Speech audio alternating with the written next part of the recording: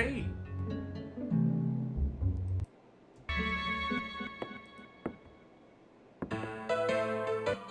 Ah, the abstracted traveler again. I need to find the City of Moons. What do you know of it? Ah, the City of Moons. The stuff that dreams are made of. Here, even the littlest child knows of it.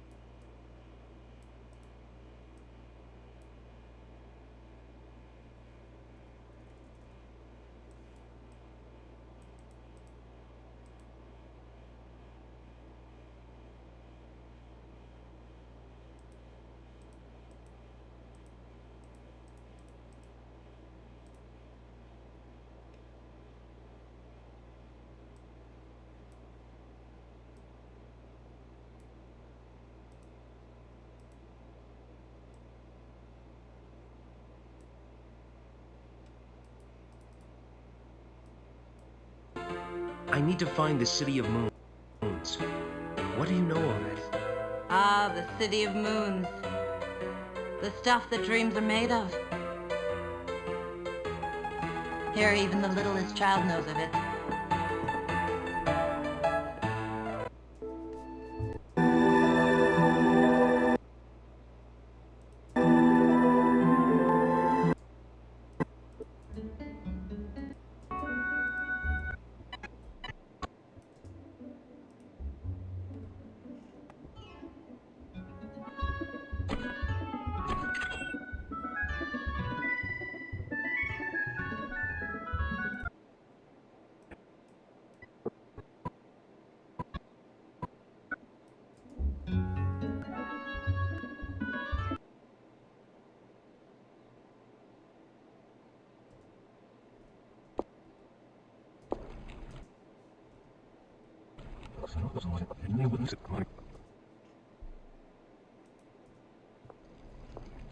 You know, the season of the wind is almost upon us. The Season of the Wind? Yes, in the misty town, the wind blows once every 4 years. A good strong wind is very rare here. It's part of what the town's about. A good strong wind brings trouble, and lots of it. Brings trouble, huh? Yeah, come to think of it, the wind's blowing. What's my next year?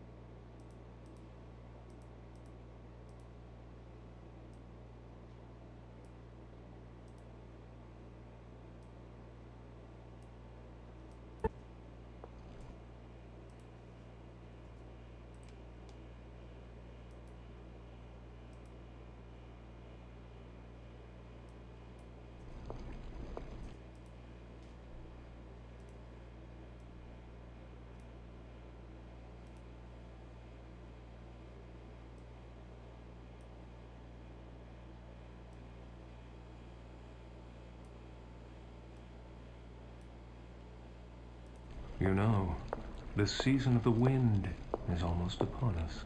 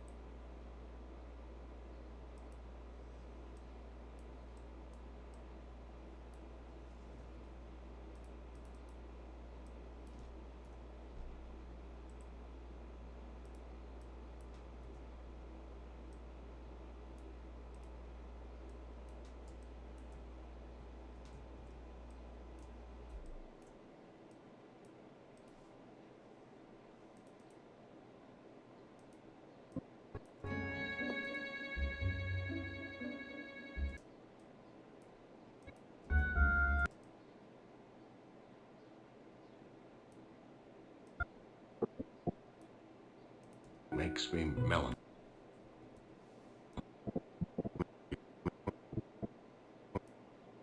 Well, something about seeing you makes me think of my daughter, Louise. I've got the City of Moons on my mind, too. You know, if it's really there, if you can really reach it, maybe things could have been different. Maybe if you could saved. Oh, Fred, thinking about all these things makes me melancholy. I'm fine, I've got to go down. Give me a little time to myself, excuse me.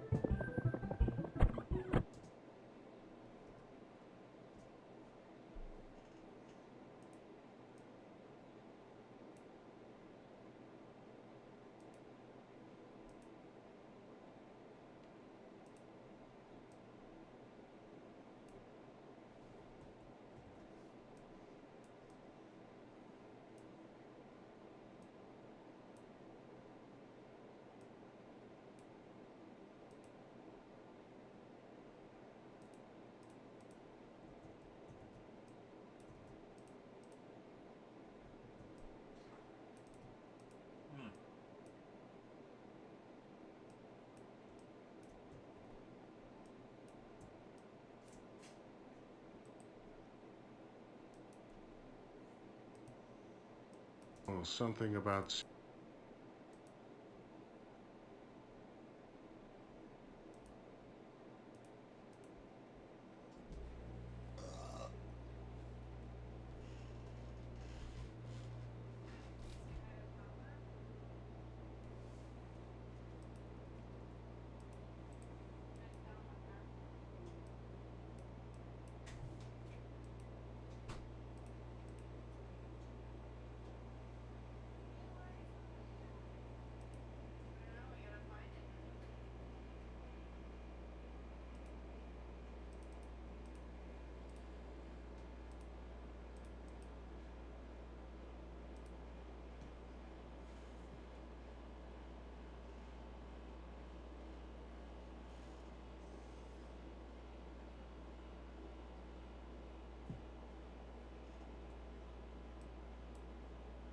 Oh, something about seeing you makes me think of my...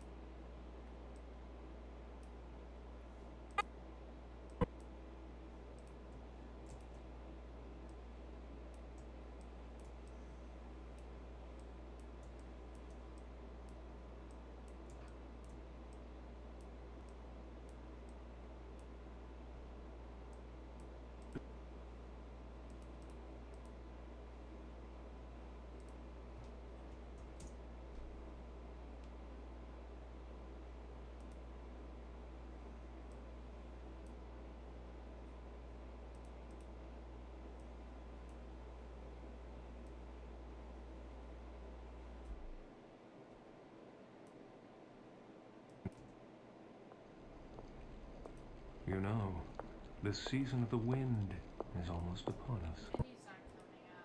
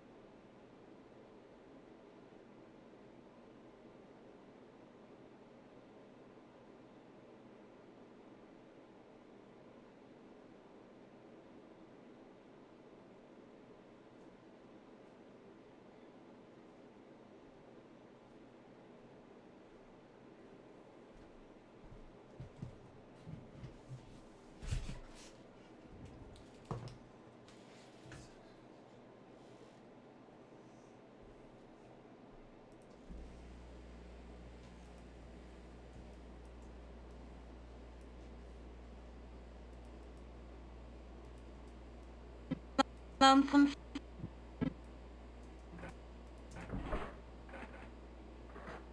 Getting lonesome for me? You give a woman ideas, traveler. You must tell me about the City of Moons, Hannah, and the Crimson Earth. Do you think if I knew anything about it, I'd be wasting my time in this broken down joint? When you find it, take me away with you, big boy.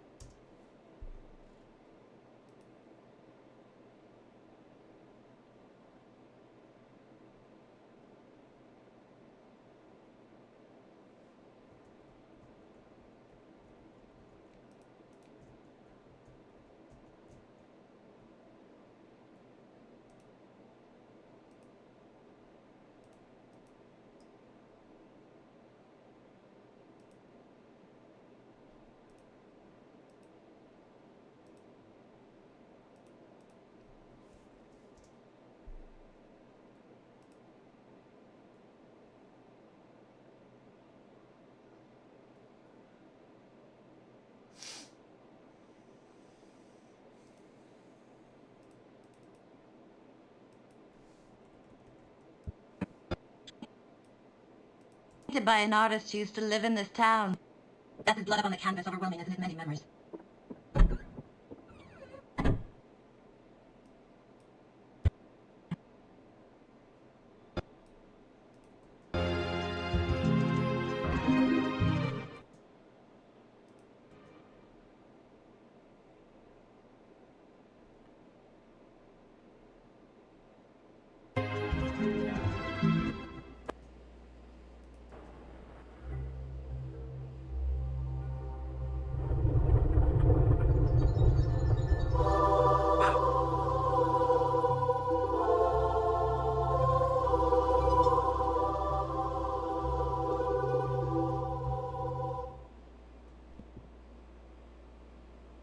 Oh, Crimson Earth.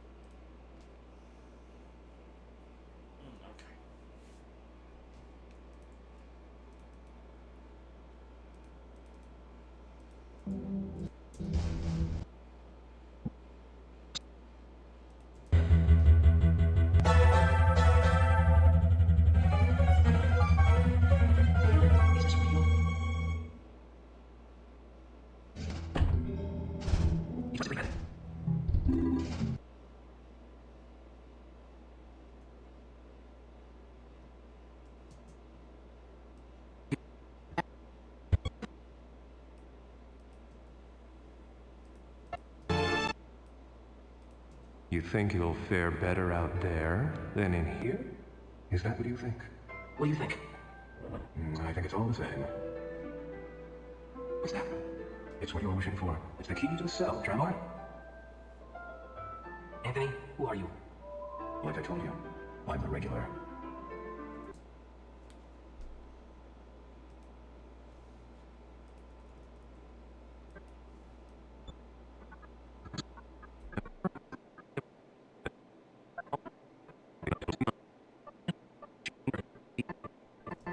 Maybe.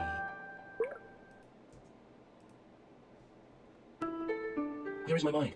How come I can't remember? I feel so weary.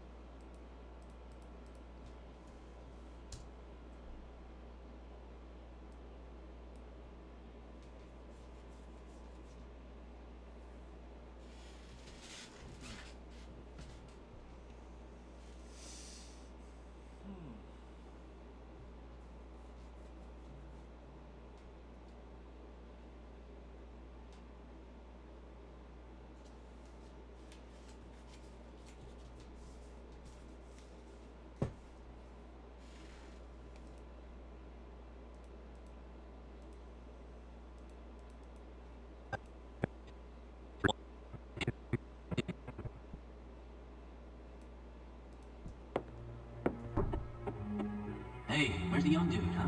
Well, I guess he isn't here, is he? Damn. Hey, What? how about a little freedom? Skip it.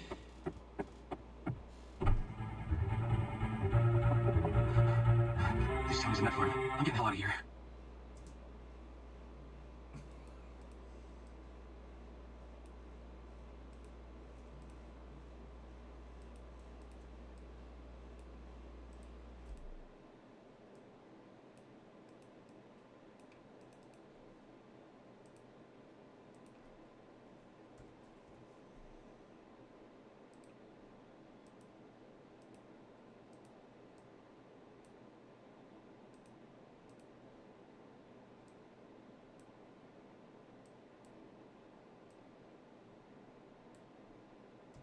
Skip it.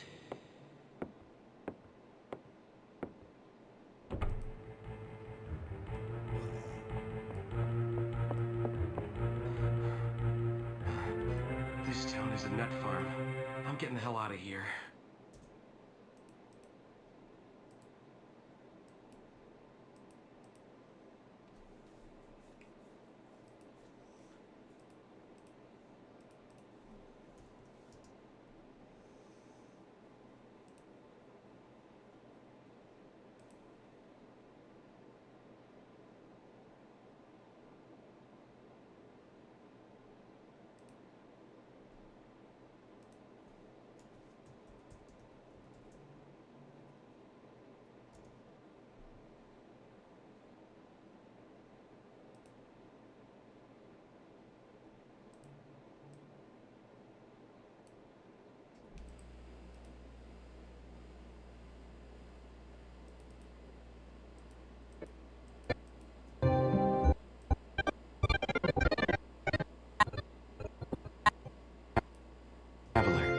call me Fred.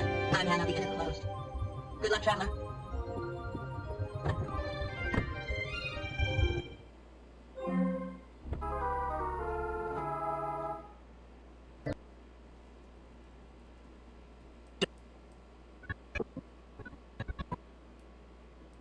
Come to think of it, the wind was blowing when Gordon's bride disappeared.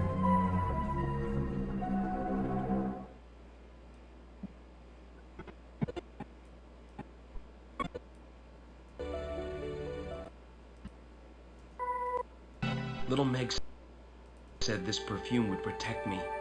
Maybe it'll protect me from stealing carpet.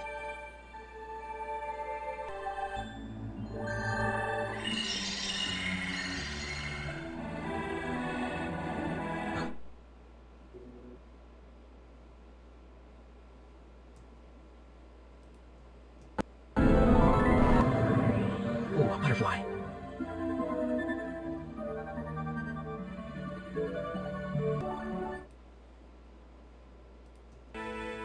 I was loyal to you. How could you kill me?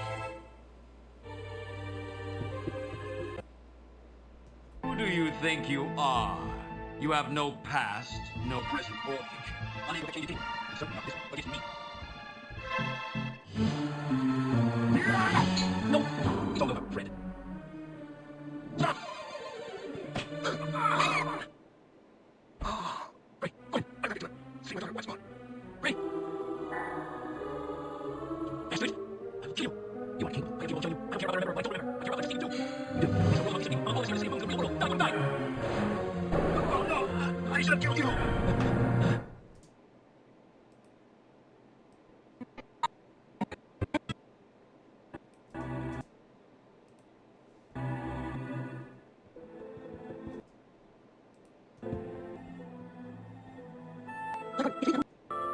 Zabu, the foolish one.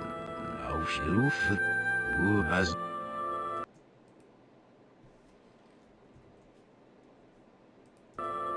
Zabu, the fool one. You show me the face of fear. You're alive. What am I doing? No trespass, see. My Gordon. Look, Zabu. I will conquer my own way. I will start my assault at the tower. Go, Zabu. You must stop. There's trouble ahead. Losing your nerve, Zabu. I hate so here. Ah! You should die. That's not true. I'm loyal to you. How could you kill me? What? I think it's so here. It seems I've been here before. So... What is this? Oh, Ray. Ray, look. Listen, listen. There she is. My daughter's Louise. I thought I'd see her again.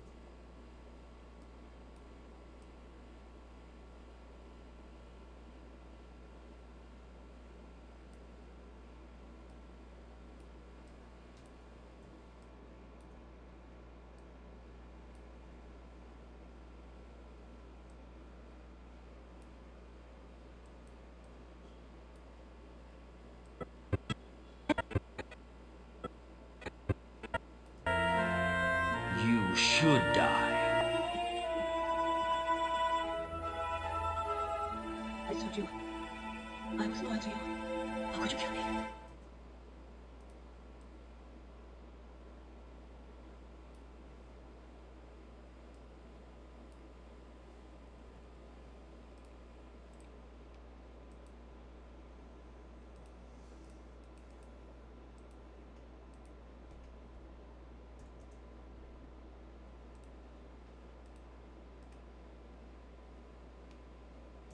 Of the old lady.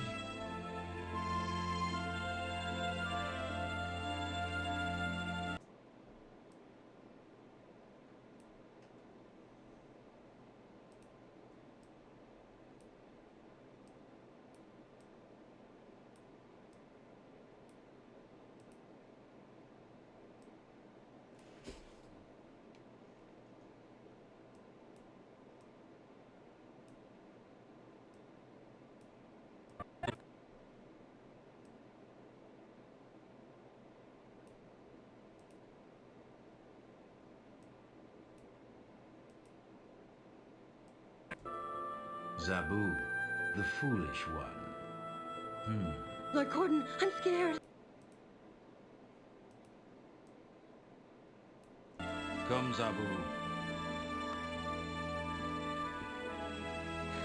You must stop.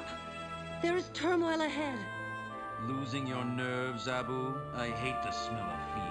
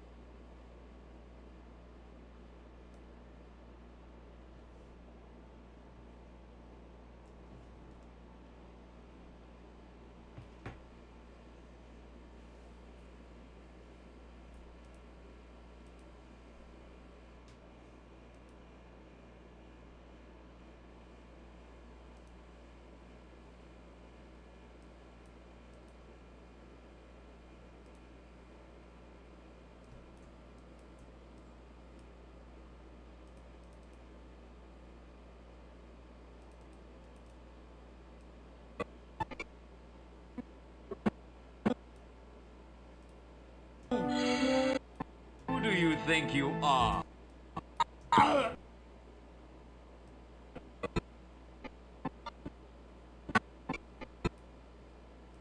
Stand as a statue of stone for eternity next to your one true love. Watch your every step. He's crazy.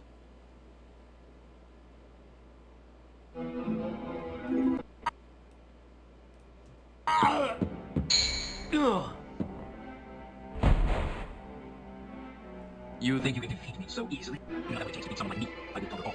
And the city of Moons will be mine. Over my dead body was taken by you.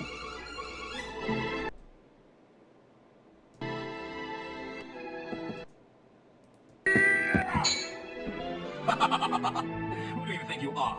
You have no past, no present, or future. Unable to affect change in any world. And certainly not this one. Against me.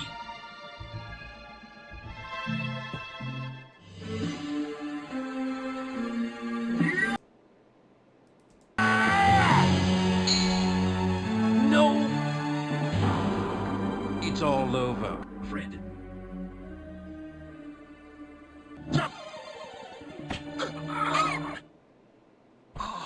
Wait, go on, I'm back to it. See, Once more. Gray!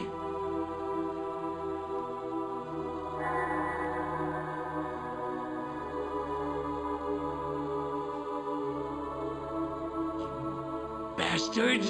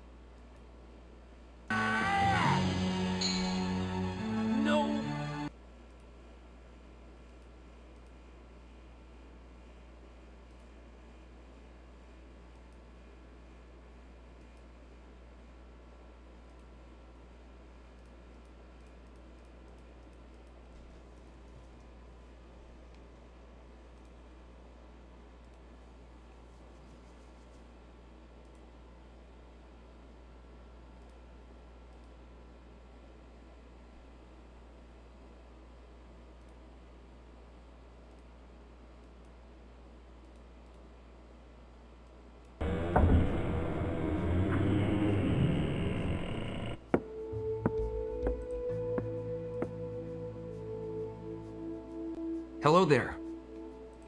Oh, you must be the traveler. Yes.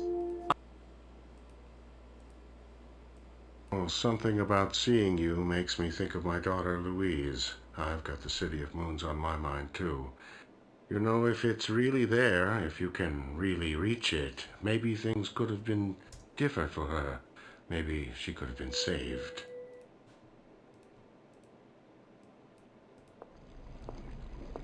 You know, the season of the wind is almost upon us. The season of the wind? Yes. In the misty town, the wind blows once every 4 years. A good strong wind is very rare here.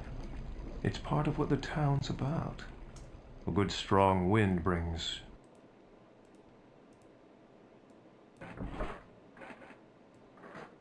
Getting lonesome for me? You give a woman ideas, traveler. You must tell me about the City of Moons, Hannah. And the Crimson Earth. Do you think if I knew it?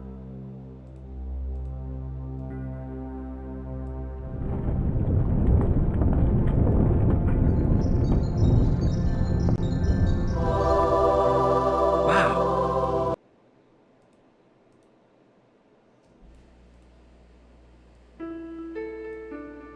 Where is my mind? How come I can't remember? I feel so weary. Like I've been on a long journey. When will I remember?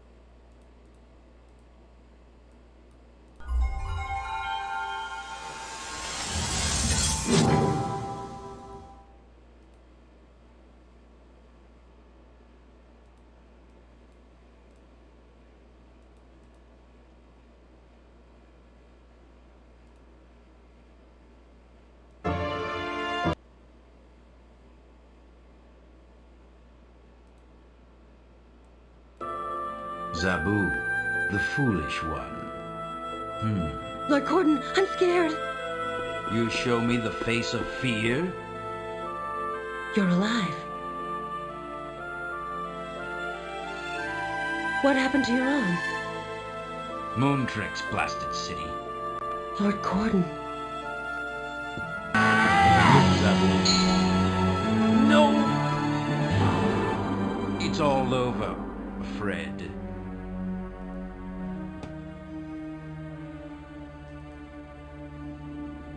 Stop!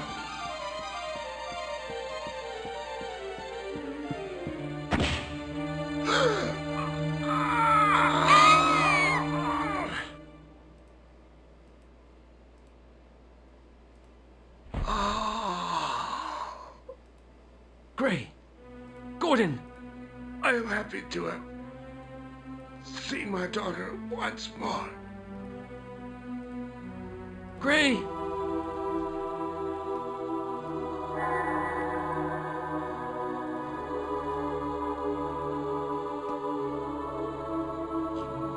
Bastard!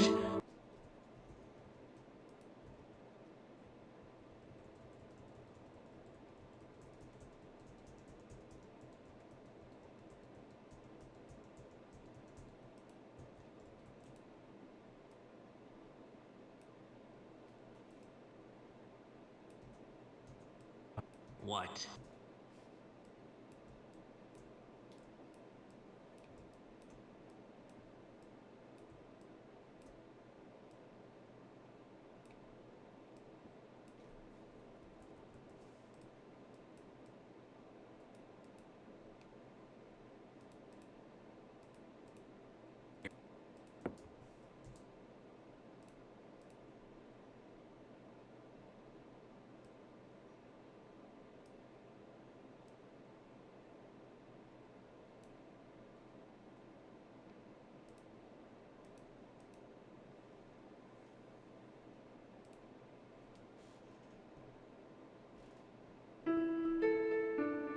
Where is my mind? How come I...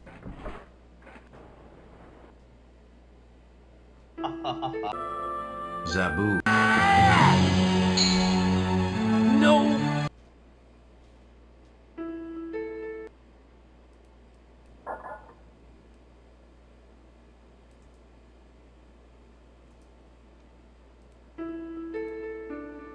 Where is my mind?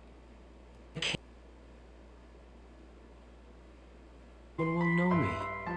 Maybe.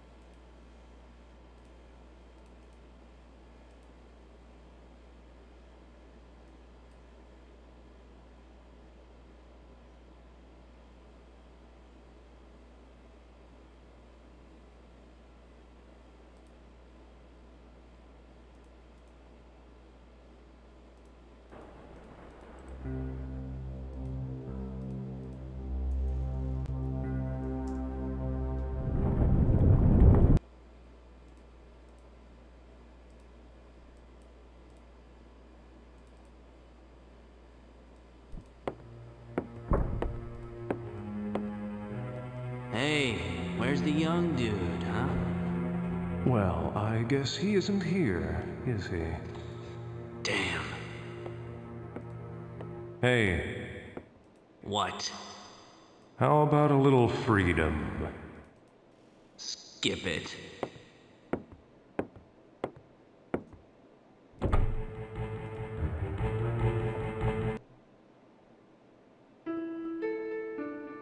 Where is my mind?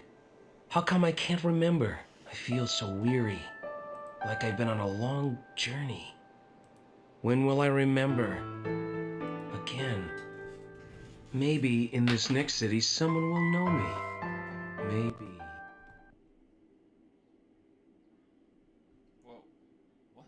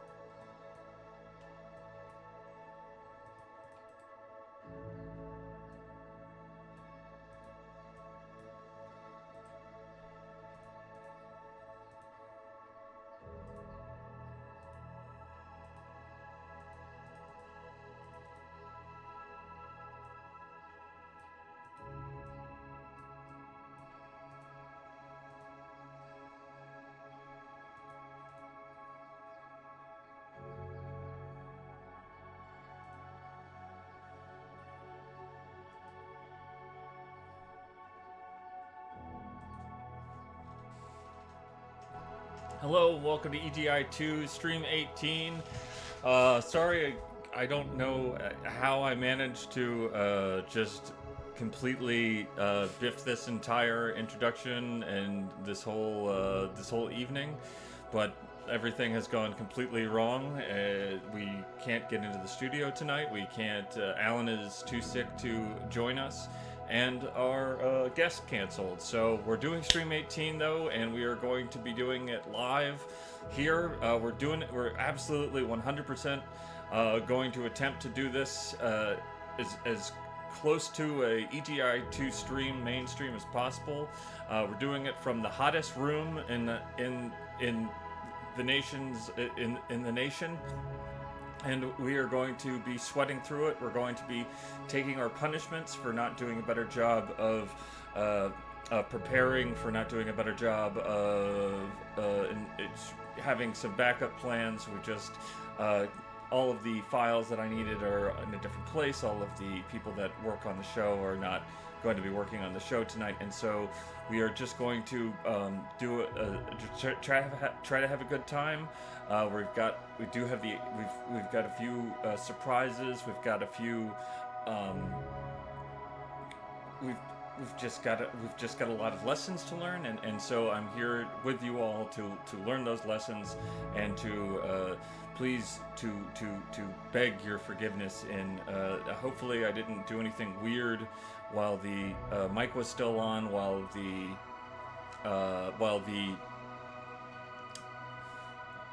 show was being set up. Obviously we have to just we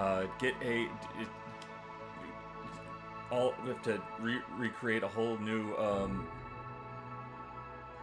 stream deck set of buttons. One sneeze. Hopefully, no other bodily functions were heard. I don't think I had any while we were getting ready for the show, but we never know. It is extremely hot in this room, so I am going to be probably sweating through a great deal of the show. But we've got to do it. We believe in ourselves. We believe in the power of the community and the power of this communication, and we will try one new thing, in the hopes that if something like this ever happens again, where everything goes so terribly wrong, that we can pick ourselves up by the bootstraps, bring ourselves into this small, extremely hot room, and carry forth. Sally forward. Carry on forward. So thank you for everybody that's here tonight. This is such an exciting evening for me because we get to talk about one of my favorite games on the Sega Saturn that nobody else gets to talk about, which is Lunacy on the Sega Saturn. Pretty much the whole show was going to be devoted to Lunacy, and we were going to be showing a great deal of video content from Lunacy. We are still going to be showing a significant amount of video content from Lunacy, but with the express purpose of, I don't even remember what I'm trying to say. What's happening? Is everybody feeling good tonight? Is everybody feeling pretty? Oh gosh, we have a hype train going. Okay, so we have to do a quick. I have this camera now, so I can switch between this camera and also this thing. So we've got some options here. We do have the hype train going, so we do have to start with the story, and it's going to be a hot story. It's going to be a crazy story. We got to get through it because this is as we all learn tonight, and we learn what the story of Lunacy may be, where we get ideas of things that possibly could be leading the main character of Lunacy to the Lunacy. Let's try to go forward with the story about how one person in a long time ago was confronted with very similar circumstances to what could have been the story of Lunacy on the Sega Saturn, and that story revolves around a little girl whose name was, you guessed it, this story was. You know what? It's not about the little girl. In fact, what it is a story about two people who enjoyed the same thing, and that was forging swords in giant in giant vats, and then cooling them off in fun, cool puddles. And what happened when those swords became sentient and started chopping people up on their own? Because as we all know, weapons have a tendency to turn against the people that make the weapons. And so this story is about two people that made swords in a crazy way. They found one of the guys' names was Tab, and the other guy's name was Bat. So Tab and Bat were both swordsmiths back in the ancient days, back in the Iron Age. And Tab was what you might call a ladies' man. He was always down at the local public house, although we didn't call them those things back then. Of course, they were probably just more considered just old restaurants. And so Tab would always be at the old restaurant, just kind of pounding on tables and demanding various liquors, and people would come over there, both men and women, and they would feed him berries right into his mouth, right for the ripest berries they could find. Sometimes the berries were regular fruit berries, and sometimes the berries were just drugs. And so people would come, everybody that Tab made horny would give him fruit and drugs until he basically was worked up into a frenzy, an absolute frenzy. And he would start doing the things that people that are frenzied in that way do. He would kiss people on the neck, and he would grab people's hands and put the hands all over. And sometimes obviously they would want to do this. Was all perfectly above board. Everybody was being very, very very, very kind to each other. They were kind to Tab. He obviously he let himself be used, is what I'm trying to say, because he knew that he had this desirable, that people desired him, that people desired his body, and people desired his swords. Not just, when I say swords, I mean like the choppy, stabby swords, and not so much the euphemism that sometimes sometimes we use for things with sword. And Tab would, and in that way, Tab was very popular. Tab was always, again, going to the old restaurant, getting the berries, the drug berries and the sweet berries, getting fondled by most people in the town, and then waking up the next morning back in his swordsmith house, or whatever you want to call it, whatever, a factory, I can't remember, forge, and the forge would be just very calm, very quiet. Everyone would basically have their way with Tab, throw him back into his house, and then leave him to wake up the next morning a little bit worse for wear, but still ready to make swords in a crazy way. Bat, on the other hand, was kind of a lonely guy, more of a bookish guy, more of a kind of guy that doesn't allow people to just grab onto him and hold on for dear life. No, Bat was the kind of person who would wander up steps. He would wander up steps to houses that were empty, or perhaps to the foundations of houses that were yet to be built. And he would sit on the foundations, and he would sit on the steps, and he would just think about all sorts of things, like what happens if, what would happen if a giant, what would happen if a giant sword came down from the sky and stabbed the earth? So obviously, most of Bat's thoughts were sword-based, but and not in a sexual way. They were just based on the idea that perhaps if we're here on our planet, which of course does take place on Earth, that people would. If people are making swords on Earth, then it's very possible that people are making swords in outer space. And obviously he didn't call outer space, but they were just out there in space making large swords that could be used to stab the Earth. And this could be considered sort of a precursor in the way that we sometimes think about alien invasions, and how we're so worried that perhaps sometime somebody might come down on one of their ships with a very large super weapon and stab our planet, and stab our cities, and stab us There is not. People saying that there is a headlamp error, but in fact, we do have Allan here with us. Allan, what are you thinking about the story so far?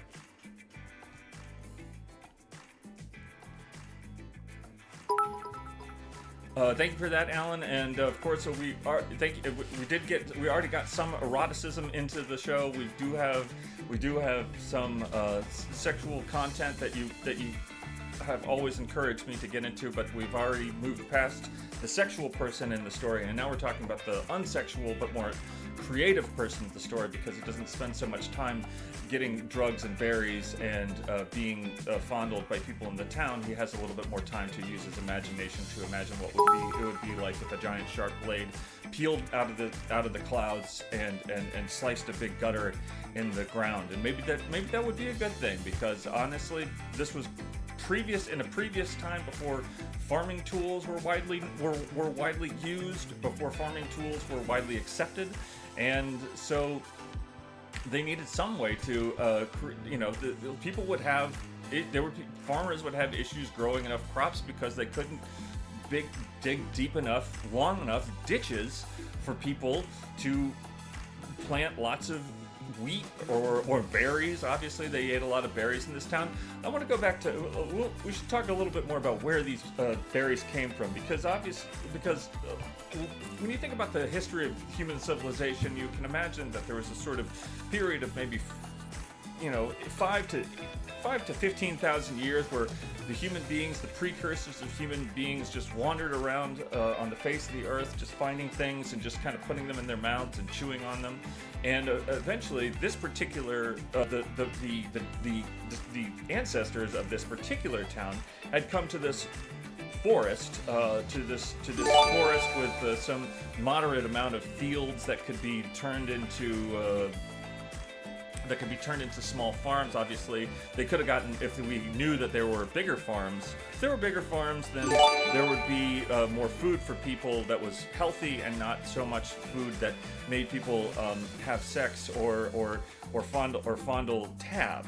So, what was I saying? The berries. People had known about the berries for a long time. In fact, they had basically based their entire social network, the entire social life of the town involved taking berries from the woods, mixing them up into pastes and juices, and jamming them down Tab's throat in the hope that they could get this very attractive youngster to essentially give up the goods for everybody who wanted it. And he obviously, I will say for those of you just joining us, that he also wanted it. He was also perfectly okay with any level of, he was just, he basically just had a silent contract with everybody in the town that if you just give this guy enough berries, if you grab onto different parts of this kid and smear some paste on a part, maybe some sort of protrusion would come out. And one day, I want to say that things got a little bit out of hand, and this isn't the crux of the story. But one day things did get a little bit out of hand, and rather than putting most of the berries into his mouth and rubbing it on his details, people just started rubbing it all over his body, because there was probably about 7 or 10 people all involved in this whole business, and they took him down to the basement. And they were kind of like rubbing juices and pastes all over his arms and legs and back, and he started to get if they had basically given it just to the mouth and the details, then normal, let's say the normal expectation of where parts go and what parts do in a particular kind of an act would be fulfilled. But because everybody was already kind of wilding out because there was a weird comet in the sky or something like that, they started to notice that he started to get details on parts of his body where there weren't normally details. So, obviously there was, one person would rub the paste on the arm, and then there'd be kind of like a little, kind of a cannoli kind of a thing just popping on out, and then that became a problem. That became something that somebody would want to have to, figure out something fun to do with. And by the end of the evening, he had been completely mutated into this kind of wriggling, kind of wriggling pasta person that was just every bit of it was every bit of the pasta person was a fun time, and everybody that soon they weren't just it wasn't just 7 or 10 people. Soon everybody in town that wanted a piece of this action could get it, and then they called people from another town to come in and see about if they could get if other people wanted to try different things.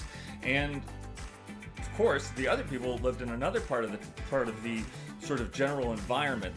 Nobody lived outside of the environment. They had their own berries, which caused their own sorts of things. So before long, Tab was just being just absolutely just like ravaged, not only by people from his town, but by people from several other towns in the just general vicinity and the general environment, nowhere out of the environment. And people would bring their own pastes and juices, and they would put those on his new details, not just the old stuff, but just all of his new bits of pasta, the corkscrews and the cannolis and raviolis and whatnot that were just. I mean, you wonder one of the things that I always think about is like, where in the hell did they get the idea for all of these shapes that you get in a bag of pasta when you go to the grocery store? If you go to Trader Joe's or Vaughn's or Albertsons and you get a bag of pasta, you just why did they just choose this type of a thing? And this is kind of about that, about how those shapes essentially were based on protrusions from people like Tab that became a town plaything or a regional plaything. And he was, and he was just getting, everything was getting stretched, is what I'm trying to say. So all the little corkscrews and all the little raviolis were basically, people would be like, okay, well that's a lot of fun.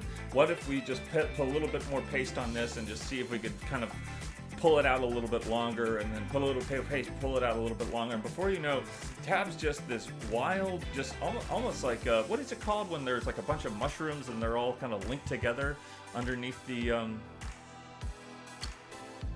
ground there.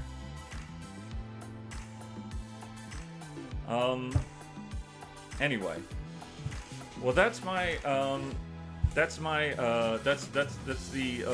hype train story that I was able to get through. Hopefully everybody kind of gets the general. It's mycelium. Thank you, Giovanni. I really appreciate that. Mycelium is of course a very based on something that happened in a long time ago. So I hope that you guys enjoyed this. I hope you enjoyed the hype train story. If you want to hear more, happy to bring things back into the conversation. But because again, we just want to check in on Allan to see how he feels about the conversation. That is so interesting. And apparently Allan's feeling it. Thank you so much for your back to you, Allan. And I hope that Allan, how are you doing this evening? And thank you, Robbie, for that milk you just produced with your thoughts and ideas. Thank you for nourishing me and the rest of the EGI2 family with your healthy milk. Oh, you're welcome, Allan. Back to you, Allan. Nathan Vegetable, did you know that they created a brand new pasta shape called casticelli that is made specifically to taste good? I did not know that. I don't know what that means. Half those, the main word in that sentence doesn't make any sense to me, but we will continue on our journey with the EGI2 team as we have been able to assemble it with the way that it is the way that it is tonight. Please give bits and bytes to us, please. Subscribe and follow us now. Let's get a hype train going, you guys. Thank you for that, Allan, and I appreciate all of the support that you've given us to the EGI2 family over the last few months. We do have a great show for you guys tonight. When I say that, I do mean that we do have a fairly compromised kind of a show, but we do have a show, and I want to just go ahead and see if I can get a few people to just go ahead and call in and see what people are thinking about the show so far. If they like the hype train story, if they want to if there's some idea of what they think that we're to expect from these clips of lunacy that we're going to be showing this evening, talking about the Sega Saturn adventure game, point and click kind of adventure game, kind of like a Kenji Eno style adventure game, but not by Kenji Eno, sort of like bookended by somewhere in between D and D2 is lunacy. Caller, you're on the air with EGI2. What are your thoughts? And who are you? Where are you calling from? My name's Pam, and I'm from Denver. Hey, Pam from Denver. How are you doing tonight?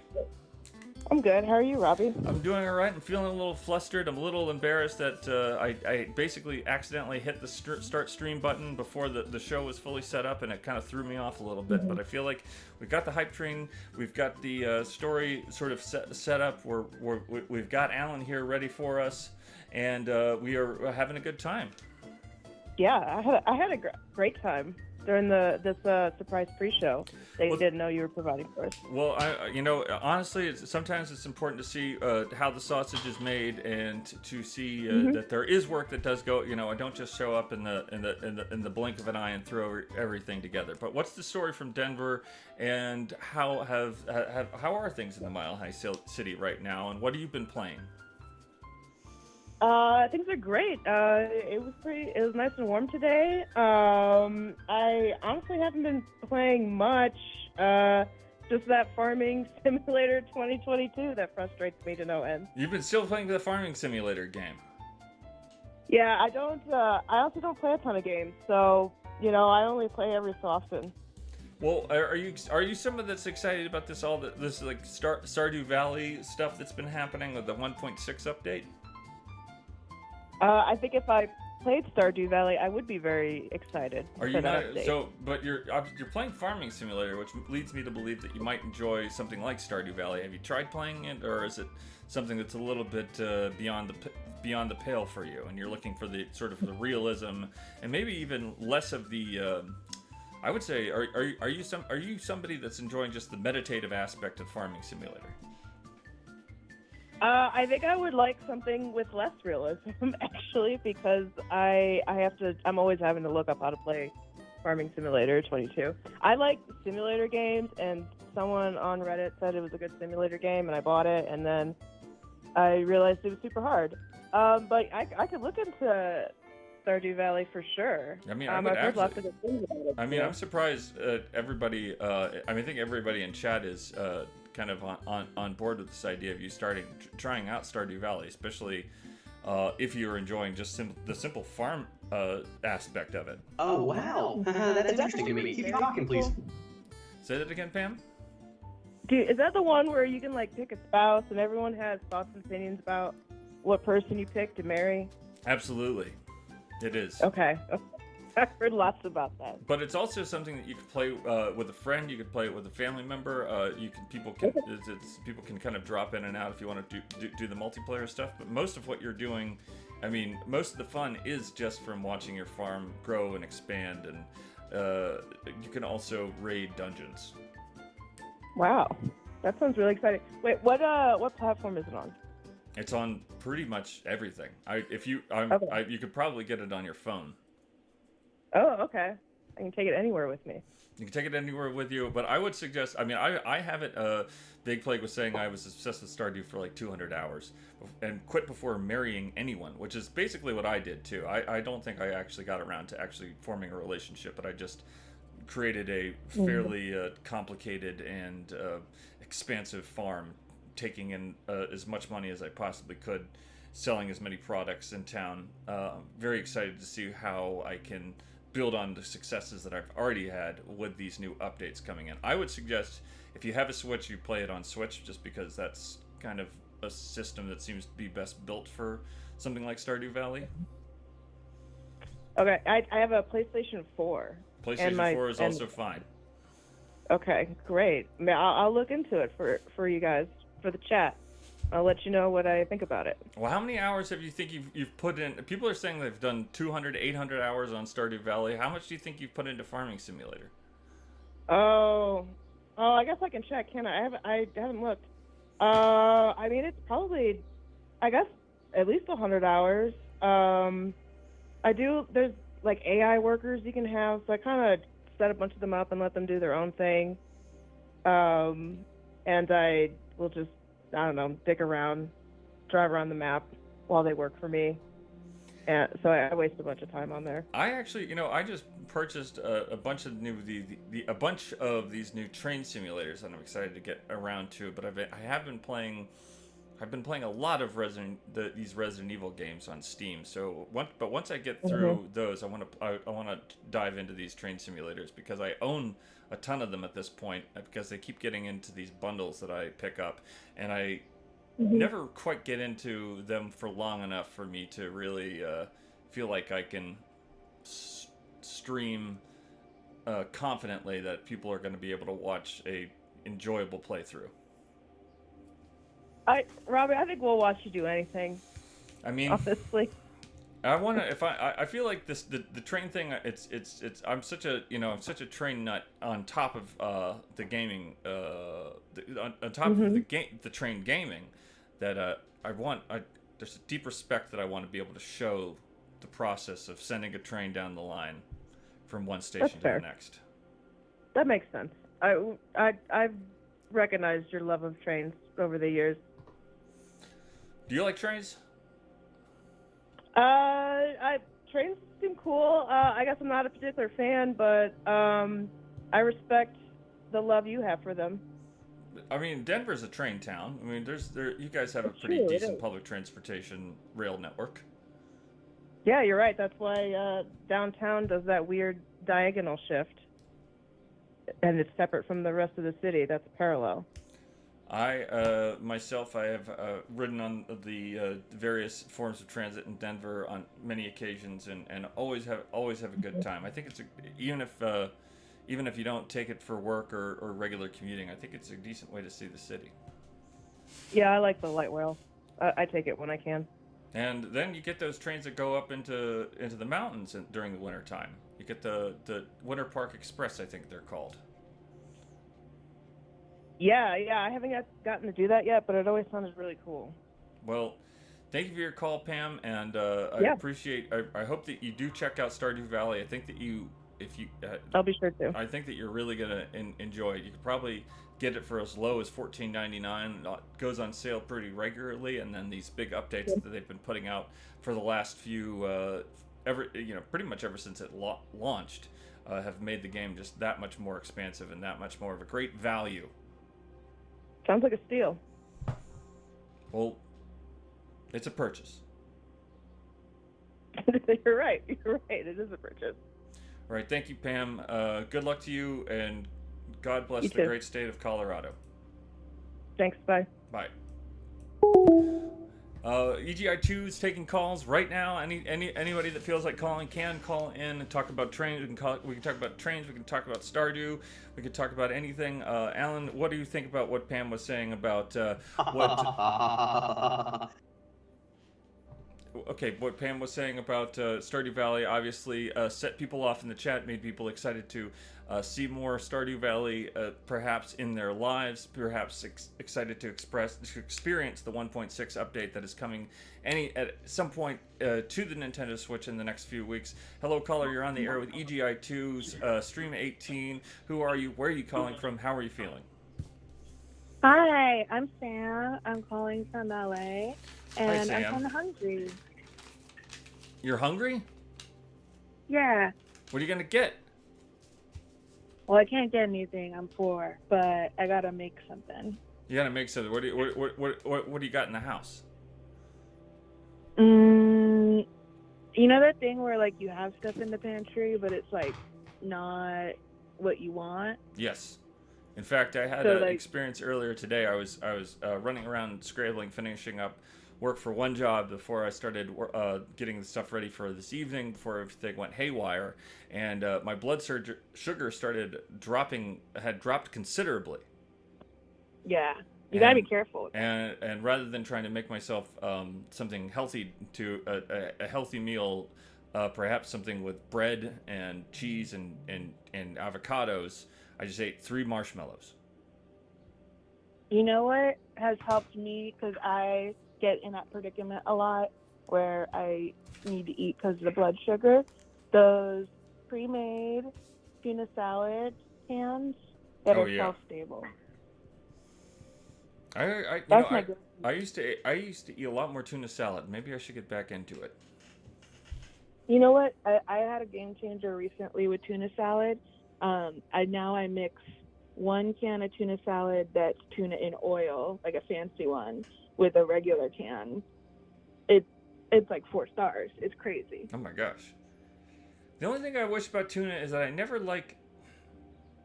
I want tuna and tuna salad to taste better on rice. I feel like I need to, at this point in my life, at this age, I need to be eating proteins with rice more. But whenever I try to make a canned fish with rice, it just doesn't taste right. I've never eaten tuna with rice, but did you grow up with like the tuna casserole? Is that where it's starting from? Perhaps, yeah. Because I didn't. I'm a coastal elite from California. Right. So I've only ever had tuna. The only heated tuna I've ever had is a tuna melt. Oh, well, if I could make a tuna melt for myself every afternoon, then I'd be feeling pretty fine. And that would be the goal. If we could get our stuff together, that's a real nice goal. But Sam, let me ask you something. What are you playing these days? What's on your mind games-wise? Have you heard about the Sega Saturn game Lunacy? I've heard of the Sega Saturn. I'm flustered. I must admit I was not allowed to game as a child, so my gaming is very limited to Pokemon almost exclusively. What was your entry point into the Pokemon pantheon? I saved up to buy my own purple Game Boy Color, and I got the yellow game. That was my first one. That was your very first. Wow. Yeah, it took me a while to save up. I had to wait all the way till yellow. Dang. It's rough out here, you know. Oh, absolutely. I'm trying to remember the first. You know, I've never been a big Pokemon person, but I worked in a video game store when Pokemon Yellow came out, and I remember Pokemon Yellow was only different because it had the little Pikachu that followed you. Yes. And it was sold out in every. I worked at a video game store in New York City, and everywhere was sold out of Pokemon Yellow. But my boss would send us out on excursions to other video game stores in Jersey and the outer boroughs, and so we would basically visit GameStops and EB Games and whatever Target, Kmart, Walmart, anywhere that could possibly have Pokemon Yellow games, and we would purchase them at a retail price and then bring them back to the East Village and sell them for $10 more than we purchased them for. That's the experience of Pokemon Yellow that I have. Is that a crook made me ride the subway too much. But also, it's like a scam, but also I feel like that makes me know that it must have been an independent retailer, because that's the kind of consideration you get when it's just one man with a dream to provide Pokemon Yellow to children who have saved up their allowance for it. I mean, and that's one way of putting it. Another way of putting it was that this was a psycho that used to throw things at us when the stock on certain games was not up to the customer's needs. True. It's all about framing. Catherine Thundergloss in the chat says it was at Video Games New York. It was called, when I worked at, this is a place on 8th Street between 2nd and 3rd Avenue, right there on St. Mark's Place. It was called Multimedia 2.0 or 1.0. I do have a question for you, though. I even in my limited gaming experience, I might have participated in something controversial. Gee whiz. I don't know if it's been covered on the show before, but what are they called? Like, wow, that's interesting to me. The game magazine that tells you everything that you're supposed to do. Tips and tricks, or just the cheat sheets? I mean, for Pokemon at least, they had the full, like, every step. This is what you're supposed to do kind of guide. Because I had a lot of trouble, maybe because of my lack of experience with like the intuitiveness. Like, I never got a manual for Zelda when I tried on one of the games to play Zelda, and it just didn't happen because I didn't know where to go, and I kept cutting bushes for nothing. I mean, or whatever you do in that not game. for nothing. I mean, eventually, that's how those games are designed to be. I was reading an interview with Shigeru Miyamoto recently, about how, you know, Zelda was basically designed to be kind of meandered through and then chalked up, then communicated with your friend. You know, you basically meander through the game, and then you talk to your friends on a playground about what they've been doing and what they've been finding, and that was how he was hoping that people would sort of find their way through. But I would say with, in terms of the Pokemon thing, in terms of using a, you know, strategy guide, That's what it is, yeah. I would say, you know, I've definitely used strategy guides in the past, and I think it's like, you know, once you get to the point where you are, you know, the strategy guide basically just builds up your knowledge base. Maybe, you know, Pokemon Yellow, you had to use a strategy guide, but the hope would be that maybe by the time you're doing Pokemon Silver or Sapphire or whichever it was that came later, that you would be more confident in your own ability to get through the game on your own. That's interesting, because I just kept buying the strategy guides for the games that I wanted to finish, which were only Pokemon. I'm trying to remember the last game I actually purchased a strategy guide for. I think it must have been a PlayStation 2 game, some sort of action-adventure game. Also, in line with Morimoto, with that guy's Miyamoto. I would bring the strategy guide to elementary school, and everybody would be like, let me peek. Let me see the strategy guide. Of course. So I feel like we honored his intention, even though he didn't have anything to do with Pokemon. One of the first things when I went to Japan for the first time, I came back with basically a you know, printer paper box full of strategy guides, because the strategy guides that they made for some really obscure, especially Japanese point-and-click adventure games, were always so interestingly designed, and they would even have sort of 3D. What is it? What's the kind of CAD, the architecture software? What's that called? AutoCAD. They would basically have like AutoCAD style maps of like really of games like Clock Tower and let's say Overblood. That does remind me that I did go to a YMCA Pokemon camp at the time that Pokemon Stadium 1 was like not out in the US, and they brought a Japanese version and a Japanese console to play on, and it was like the coolest thing in the world. Jeez, I can't believe that they had Pokemon camps. They had a lot of them. Where was this?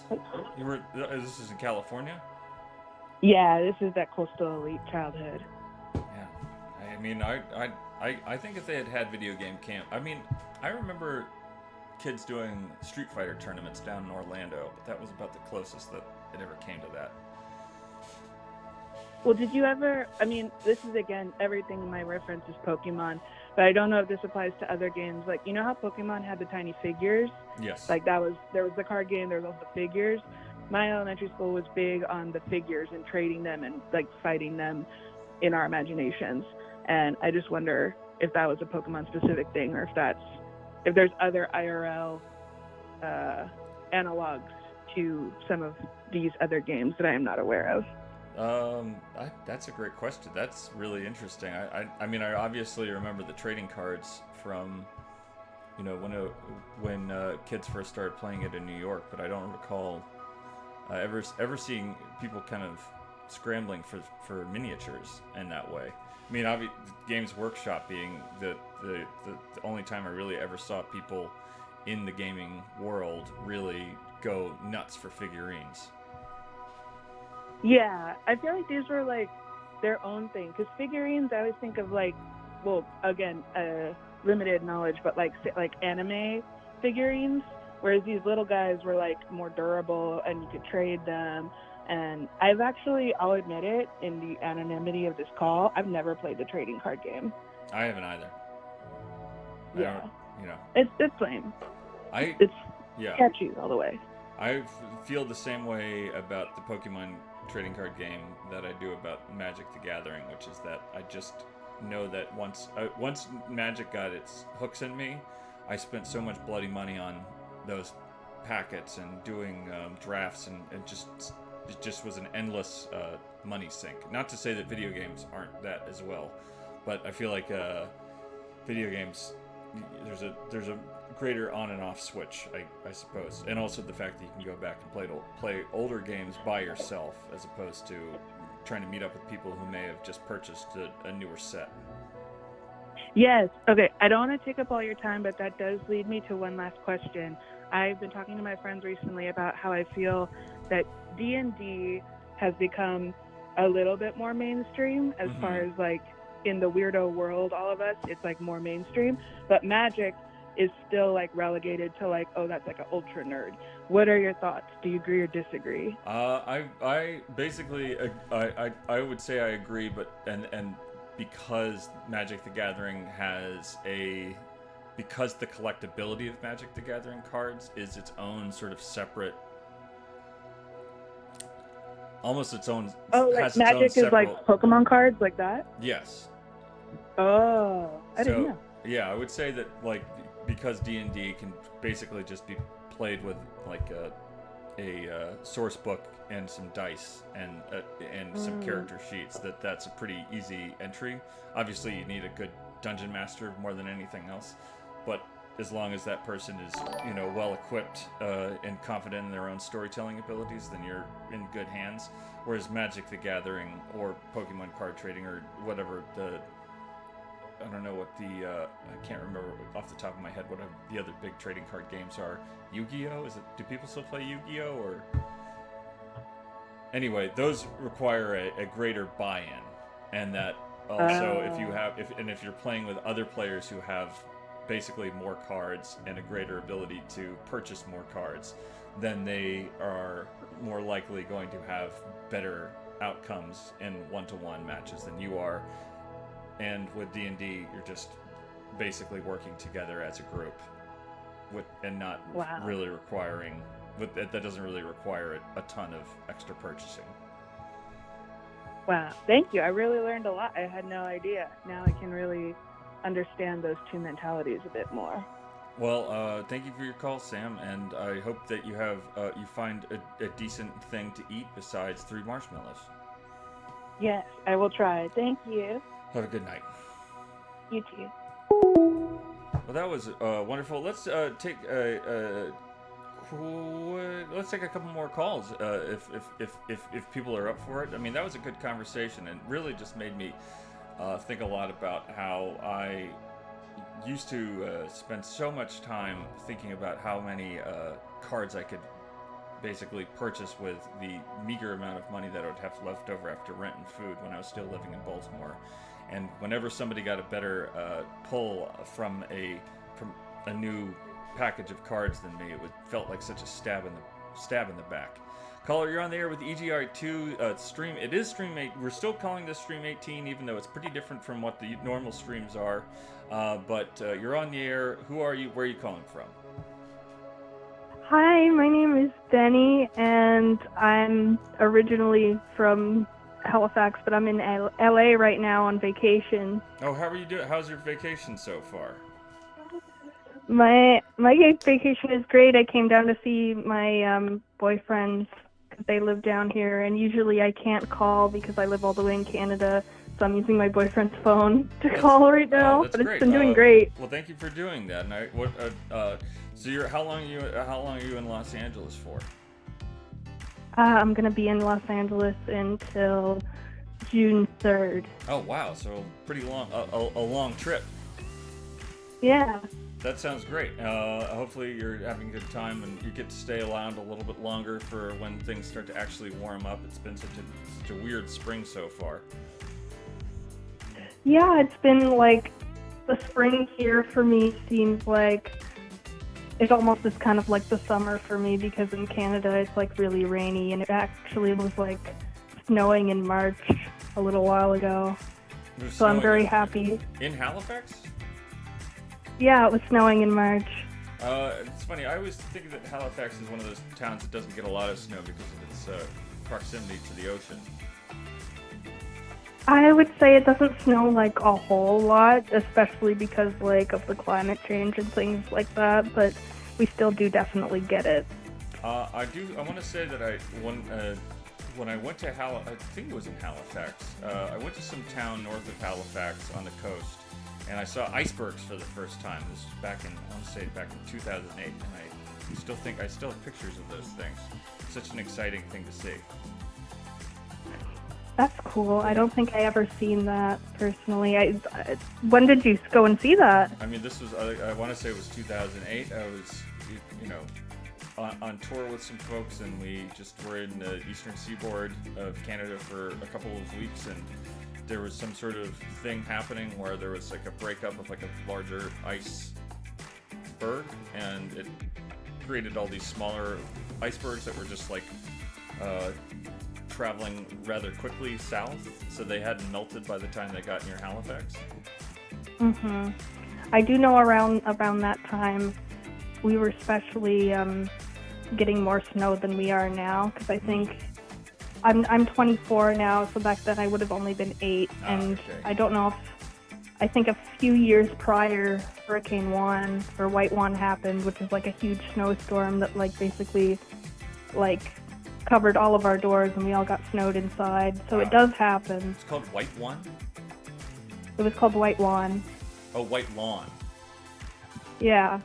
What an interesting Because name before for a then there was a storm. hurricane. Yeah. Huh. Well, maybe then I had seen the aftermath of that, perhaps. Maybe.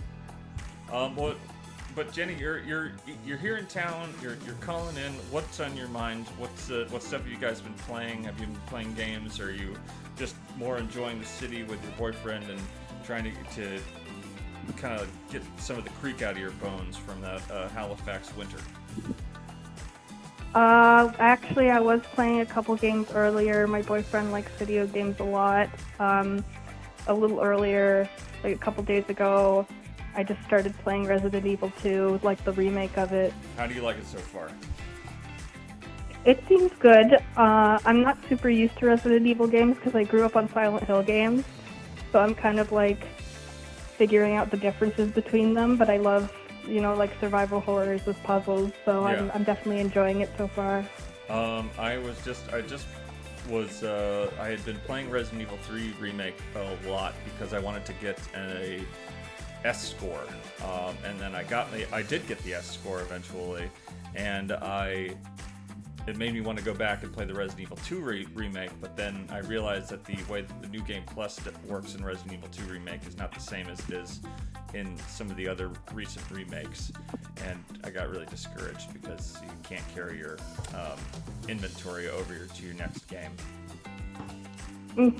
I don't think I've ever played that one. I know when I was little, we didn't have a super lot of access to the more popular games because we were kind of like lower class. But I did have a copy of Code Veronica when I was little that I would play. And I wasn't very good at it. I feel like that makes you a special person. Because I feel like a lot of people missed out on Code Veronica, and I think that's sad because Code Veronica I thought was a fantastic game at the time. And I mean, still probably is one of those. It's probably, I'm assuming that because of the successes that they've had with the other Resident Evil remakes, that Code Veronica is going to experience something like that not too far from now. Yeah, I enjoyed it a lot. I did find it very difficult, though, at the time, probably because I was really young and I didn't really get it. But I did enjoy the time that I did have spending playing it, and I'm wondering maybe sometime I should pick it up again. I mean, I would definitely want to. I wonder if picking. Did they have? I remember that they had Code Veronica come out on PlayStation 2, and I want to say they had a GameCube version as well. And I'm wondering if those are available on Steam in any way. But Code Veronica, and I just can remember very clearly that first probably like 30-45 minutes of the game is very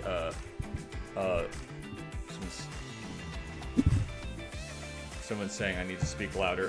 Code Veronica, the opening section of that game is pretty iconic, and I would probably imagine that if I had trouble as a kid playing that for the first time, that I would need to go through that section several times just to kind of get my handle on the gameplay.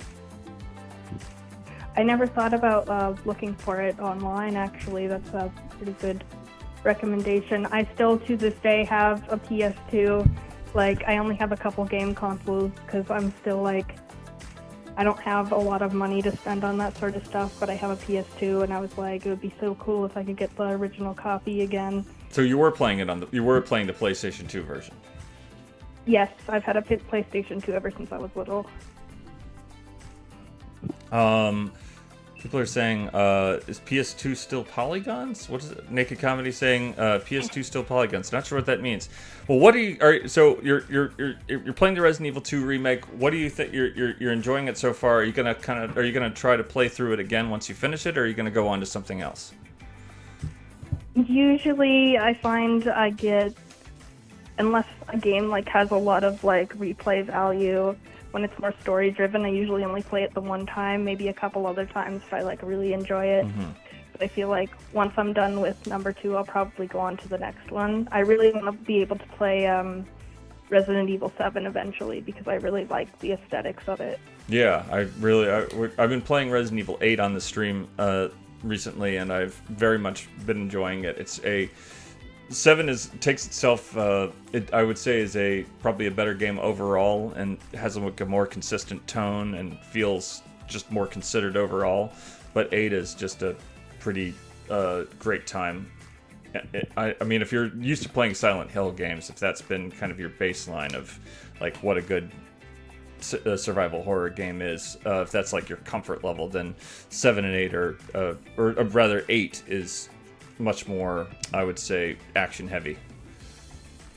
Yeah, that's probably why I enjoy those two the most. I have been watching your streams on 8, and I didn't realize that it had a similar vibe, and it was almost kind of like a continuation from 7. Yeah, but it just doesn't feel the same. It's just 7 is so I mean, 7 is bananas, but 8 just feels completely. I mean, they did it's the same thing that happened with 4 and 5 and 6. It just feels like it's building to just way too much crap shoved into a perfectly acceptable, it just feels a little overwrought. I worry that 9 is going to feel a little flat in the way that 6 felt after 4 and 5 basically built towards a impossible conclusion. So what I'm hearing is you're kind of like on a 50-50 between whether you like it or don't. I mean, I'm definitely enjoying myself, but I also recognize that 7 is a superior. I think 7 is a superior game. That makes a lot of sense. Nathan Vegetable in the chat just started talking about Amnesia. Have you played the Amnesia games? I actually own the Amnesia games, but I've never gotten around to physically playing it. But I used to watch like tons of Amnesia streams when I was younger, so I to a point know what they're about. They're definitely somewhere. I mean, they live somewhere between the sort of more dreamy, cerebral survival horror of Silent Hill and more action-oriented stuff of Resident Evil. But I definitely think if you like Silent Hill a lot, if you're just into the atmosphere and the dread aspect of those games, then you would really enjoy Amnesia. And there's another one that I was trying to recall the name of. It'll come to me sooner or later. I was gonna say if there's a game that I would say is closest to Silent Hill that I've played in the last little while, it was an indie game. Have you heard of the game Lost in Vivo? What is it again? Lost in Vivo? I don't think I have heard of it. It's a more independent game on Steam, made by the same people who made Spooky's Jump Scare Mansion. Oh, I've heard of that. It's very Silent Hill based. And I enjoyed it quite a lot. Soma was one of the games that I was trying to remember of the name of. Thank you for that, Vertical Mammal. Soma is basically Amnesia, but underwater, I believe. Oh, I didn't know what you were talking about, but now that you're saying underwater, I think I have heard of that before. Yeah.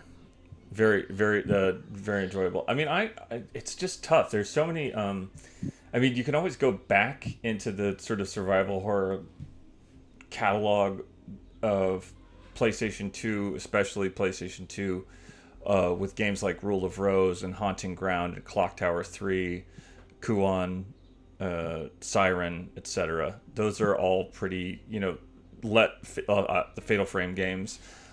Those are all really effective and much, kind of tap into the more, I already used the word dreamy, but the dreamier stuff that Silent Hill does so well. It's funny that you brought up Clock Tower 3 because that was actually another one of the games that my mother had when I was younger and that I would play all the time. And I know it's like one of the ones that isn't really seen as like one of the best games, but it kind of has that nostalgia factor for me, so I do enjoy it. It's very interesting that your mom had that just around the house. Yeah, she just had a bunch of like random games, and she had a couple horror games, and it piqued my interest. So so it was her PlayStation? I think at the time it was her PlayStation, and then once I got older, they kind of like gave me one of their old PlayStations, and now I have my own. That's really, really interesting. I can't imagine my mom ever having Clock Tower 3 or any sort of interest in something like that. Mostly she just likes trashy HBO shows. My mom actually was like really and is still into the horror genre, so she would pick up some horror games every once in a while. This was back like when you could go to Blockbuster and like rent them and stuff. Yeah. When you say she's, now I'm just interested in your mom. Was she like a horror? Does she like horror fiction and like does she have like a more? Does it go just beyond the games? Was she into like horror movies?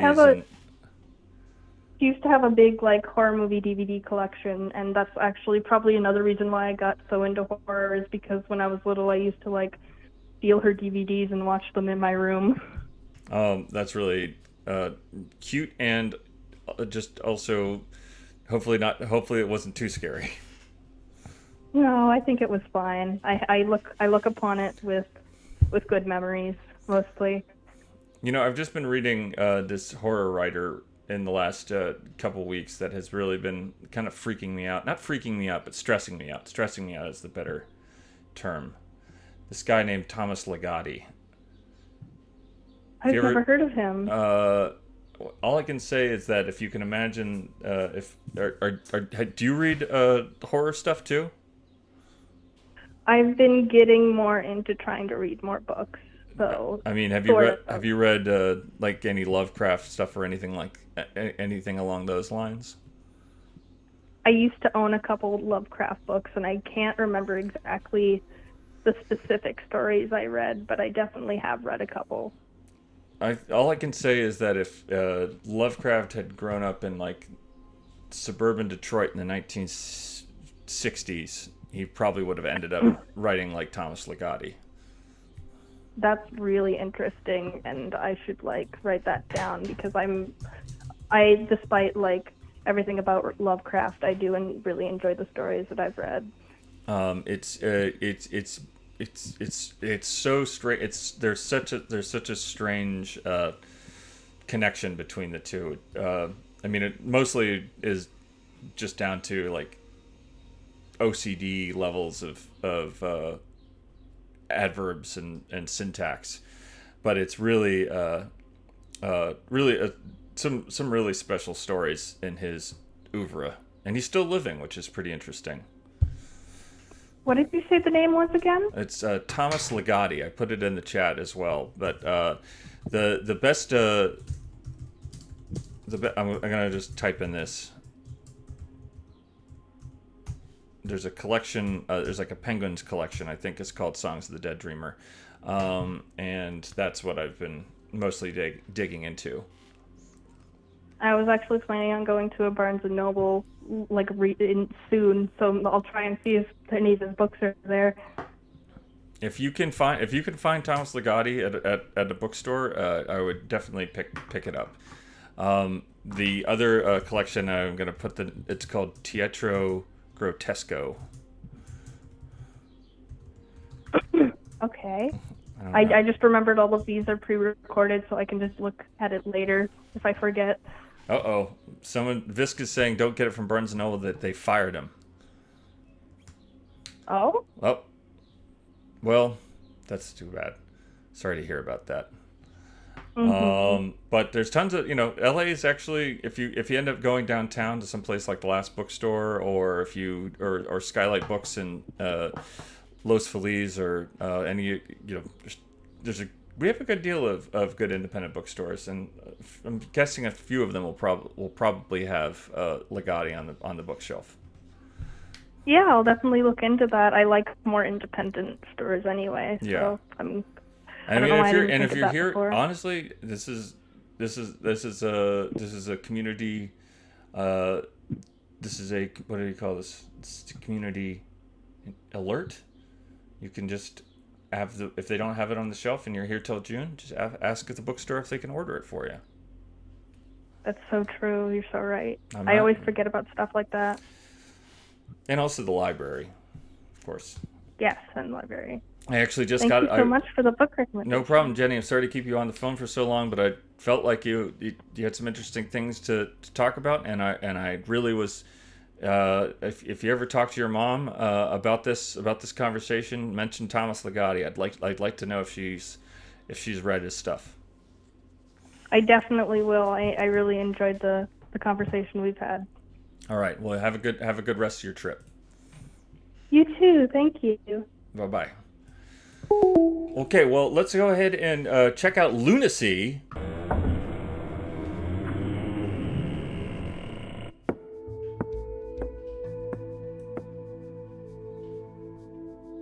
Hello there.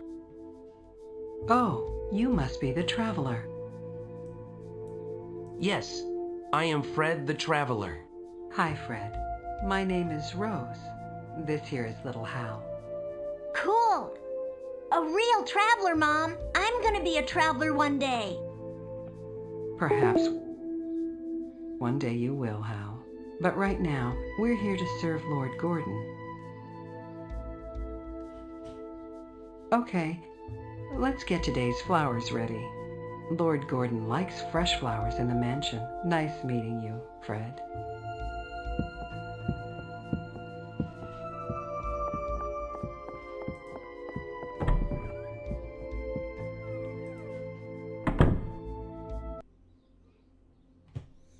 Caller, you're on the air with EGI2, EGI2 Stream 18. Who are you? Where are you calling from? And what do you think of Lunacy so far?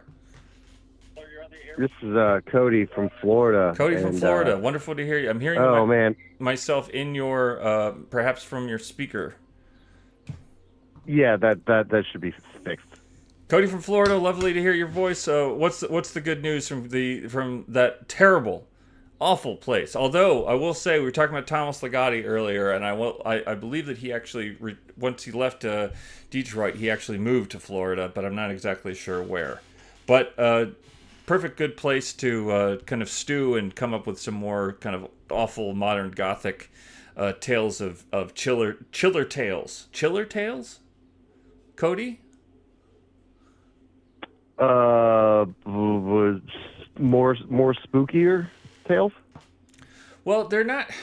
I would say that there's an aspect to Thomas Legati that I've been chewing on. It's his stuff isn't necessarily that scary, but there's, I mean, like I was talking about with Lovecraft earlier and the similarities there. Lovecraft is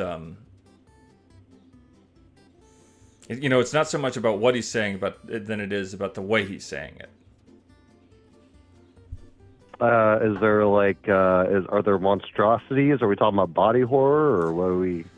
Not really. No, a lot of times it's just like something weird happens, and then the protagonist, and then the protagonist thinks about it for a long time and realizes that the thing that was weird that had happened to him or her was actually worse than it was when he first experienced it. Chiller thriller. All right. Yeah, I mean, so Lunacy, man, you were saying this is on some D2 tips, but I had no idea. Well, I would say, but it's sort of, when I actually should have, I said it came between D and D2, which is true, but what I actually meant to say was D and, I guess it has to be D2. Because Enemy Zero makes less sense. So, is this guy like he's a traveler? Is he like some sort of like, I know this isn't politically correct. Is he like some sort of gypsy or something? Or, No, I don't 'cause know. I know that's British word for that is gypsy or traveler. Traveler. I believe that this is one of those situations where a person wakes up in a weird place with little memory and must find their way out of it. I would trying to think of kind of a literary equivalent. What was that David Cage game with Bowie in it? Omicron? Yeah, is it sort of an Omicron situation? Did Omicron start with amnesia? You are inhabiting, like you, the player's soul, are inhabiting the body of other people in the world of the game. Yeah, I remember that. I mean, I remember that part, but that was more of like, for me, it's been so long since I played Omicron. That is so interesting. Thank you for that, Allan. It's been so long since I've played Omicron. All I can recall is that the first-person shooter segments were just felt very detached from what I assumed the rest of the game was. But I think it's more of Omicron is more of a action exploration game, whereas Lunacy or D is more about exploration, puzzle, and heavy FMV footage. Heavy, just real uncanny valley, early 90s CG. I love it. It's unsettling. I mean, is it tilted. Can it be really considered Uncanny Valley anymore? I don't know. I'm just trying to describe like the uneasiness that those dead fish-eyed characters are making me feel. I think it's just spooky, if nothing else. But you've played Omicron. You're one of the few people I've talked to, Cody, that has actually played Omicron: The Nomad Soul. No, I watched the Super Best Friends playthrough of it. They had a pretty funny. I see. Let's play of it. Yeah. I mean, I need to get. I keep getting into this situation where I've got I'll watch if someone set up like a really, fun-looking emulator for Dreamcast or Naomi or Sega Saturn, and then I'll try to set it up myself, and I'll just do it terribly wrong, and then I won't end up actually doing any retro game streaming. But I'm hoping that soon I can figure it out, especially with these. I've got a bunch of these Model 2 and Model 3 ROMs that I've kept with me for a very long time that I need to do something with. Dreamcast emulation is pretty easy. You should, if you put your head to it, you got it. Yeah. Well, I guess more, less interested in Dreamcast system and more interested in Naomi arcade board games. Hmm. Ever play Sanitarium? Cody, you ever play Sanitarium? Was that a Sega arcade game? No, that was a point and click kind of adventure game for the PC, and I think there might have been a Dreamcast version.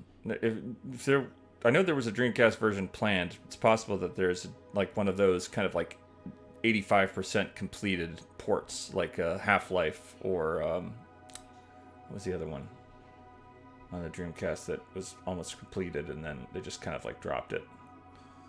Doesn't matter. The Sanitarium that's kind of like it's like a spa or it's like a hospital. It's like an insane asylum. Yeah, it's like a click your way out of an insane asylum thing. It was sort of considered to be sort of fairly cutting edge in terms of pre-rendered CGI for those late 90s, early aughts PC CD-ROM adventure games. See, I had more of the children's version of those. I had like the Pajama Sam click and point, and I think there was like a Garfield one. My click and pointing games were a lot more, I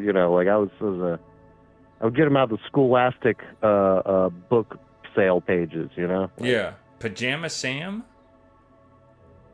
Yeah, he is a little superhero. He's a little blue boy. He's a little blue man, and he teaches you about Okay, you got Pajama Sam stands. Did I use that word right? Oh yeah. Any love for There's Freddy a Fish? I vibe. think I know what Freddy Fish is. I know it, and I know it. I think we've talked about Number Crunch. I used to play with Number Cruncher when I was in elementary school on the computer. I remember I had a really weird CSI point and click game, which I think they sold that at my school, which in retrospect is weird. That is pretty weird. But yeah, man, Digital Grisham, Detective Grisham is awesome.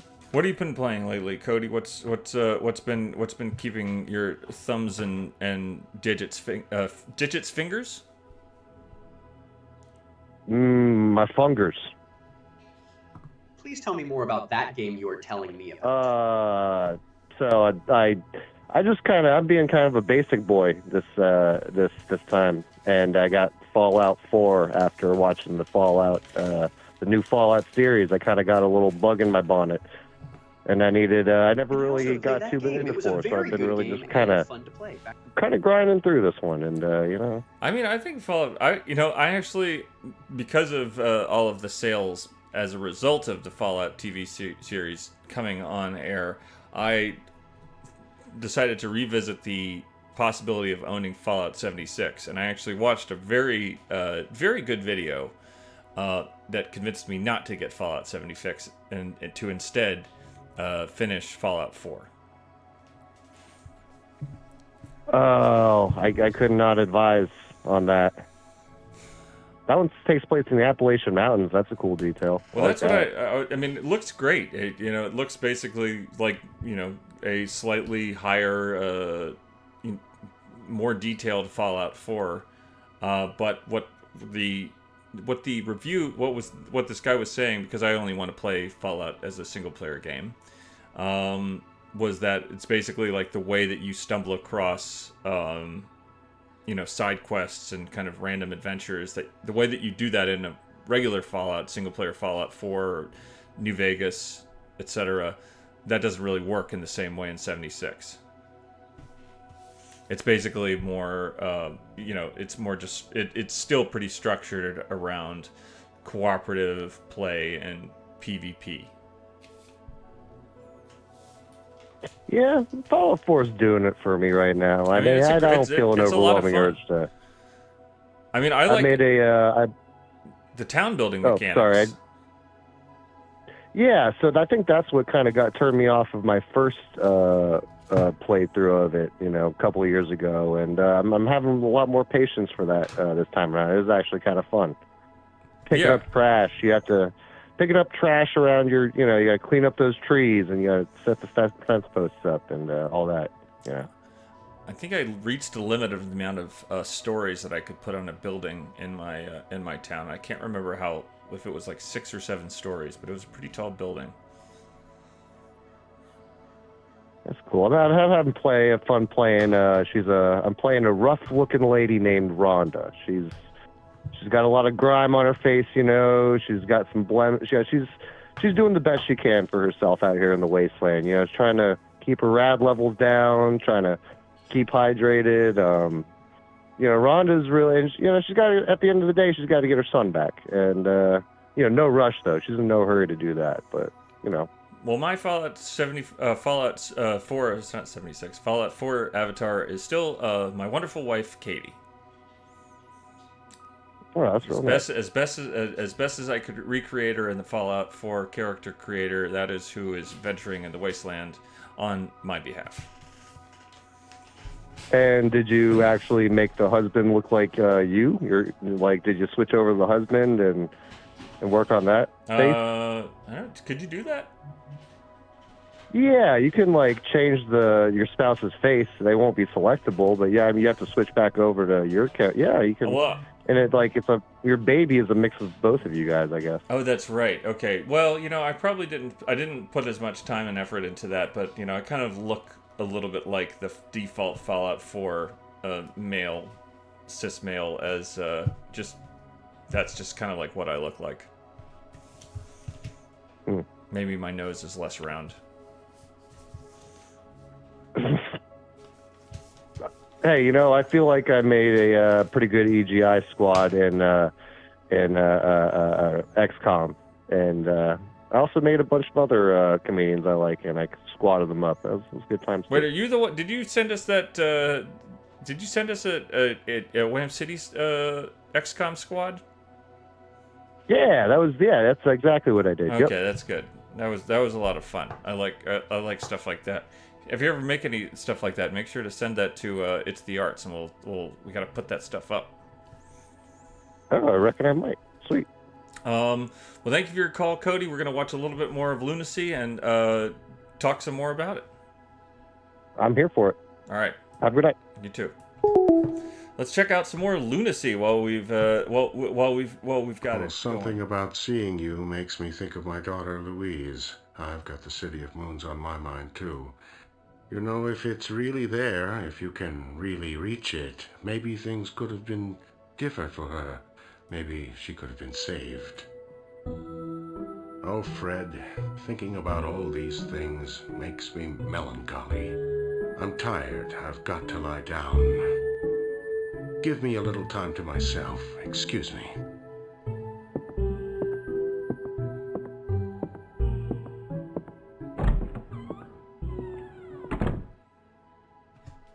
Caller, you're on the air with EGI2 Stream 18. We're still calling it Stream 18, even though it looks pretty different from what the normal streams look like.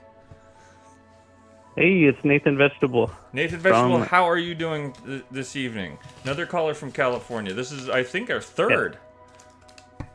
Yeah, it's been a very, very California stream today.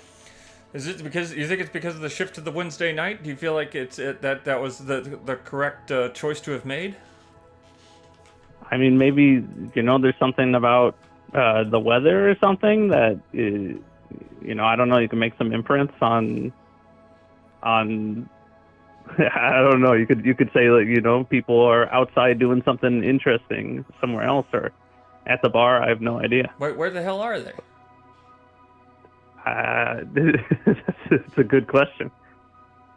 Nathan Vegetable, what are your thoughts on Lunacy so far? We've watched 2 videos. The story is we're just kind of got these buttons here with just the word Lunacy on them, and I'm just hitting them randomly in the hopes that perhaps I put them together in the proper order.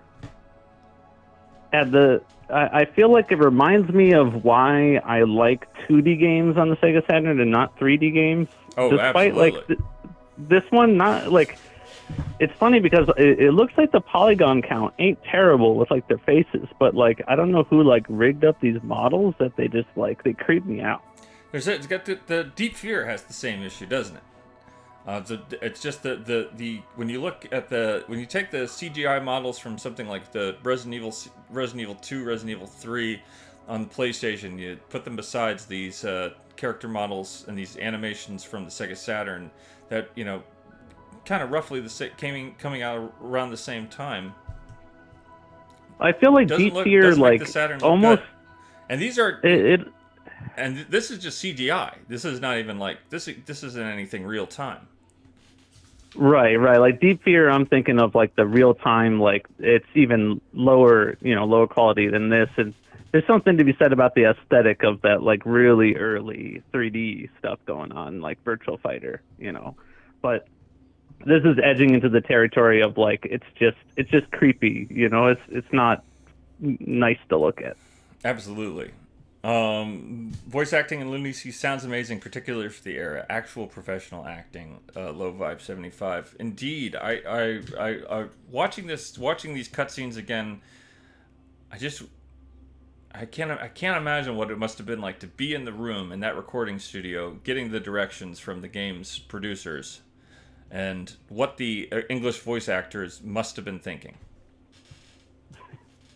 They're just trying to get some voice work, right? Like they're like, I don't really give a shit what this is. I gotta make money somehow. They're just trying to make it through the day. They're just trying to. Obviously, they just pulled them out of a random. The game producers stopped a cab on its way to the airport, pulled a person out, and just put a microphone in front of them and asked them to read a script. I like to think someone's lifelong dream was, to get into voice acting, and this was like that early thing that's not on their IMDb, but You know, it really like set the tone for like getting into the business and how shitty it can be, and you know, maybe they got way past that now. What have you been playing, Nathan? I've been playing. We tried out this game called Barony. It's kind of an older game. It's one of those games that's been in my Steam library for, I want to say, like 6 years or something, and I just never ended up playing it. And finally, I got around to playing it. It's like a multiplayer roguelike. Barony, it's called? Like a Baron's. Like yeah. Okay. Yeah. Well, what is it's like this really lo-fi roguelike that and it's like it really looks like an old school game. I think like you might be interested in it. It's got kind of like a Minecraft-y looking pixel art kind of thing going on, sort of. But it's very RPG forward.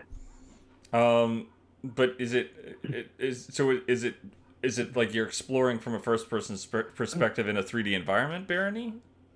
Right. You're like going through a dungeon. Excuse me. It's okay. You're going through like levels of a dungeon, and so it's like the old school. I'm trying to think of like all your items can be cursed. Like half of the things you pick up are cursed. You have to identify them. There's like fountains. There's like a lot of tropes with the roguelike games that are like that. I mean, that sounds like a lot of fun. You're saying you guys are playing it in cooperative? Yeah. Me and my wife, actually Puppy Mouth. Oh yes. We were playing that together, and it's really hard. But like one thing I did want to mention, I think made it really entertaining was they have good mod support, and in that game you die a lot. And so one of the mods, like the only mod we actually installed, was when you die, it plays the Seinfeld theme song. And I do have to say, with like no irony, that made the game 200% more entertaining, because when you die and that plays, like it really just lightens the mood of like, this is just ridiculous. Like, you know, it's like this. I went through all this trouble, all this hardship, and then just, you know, goes like do do do do do do do do do. You know, like it's really made it not so bad to die. You gotta send us a clip of this for It's the Arts for next stream. I gotta see this for myself. Yeah, that's a good idea. I feel like that's a proper usage of the It's the Arts format. So don't feel. I mean, people have been sending me some interesting stuff lately. Get into that later.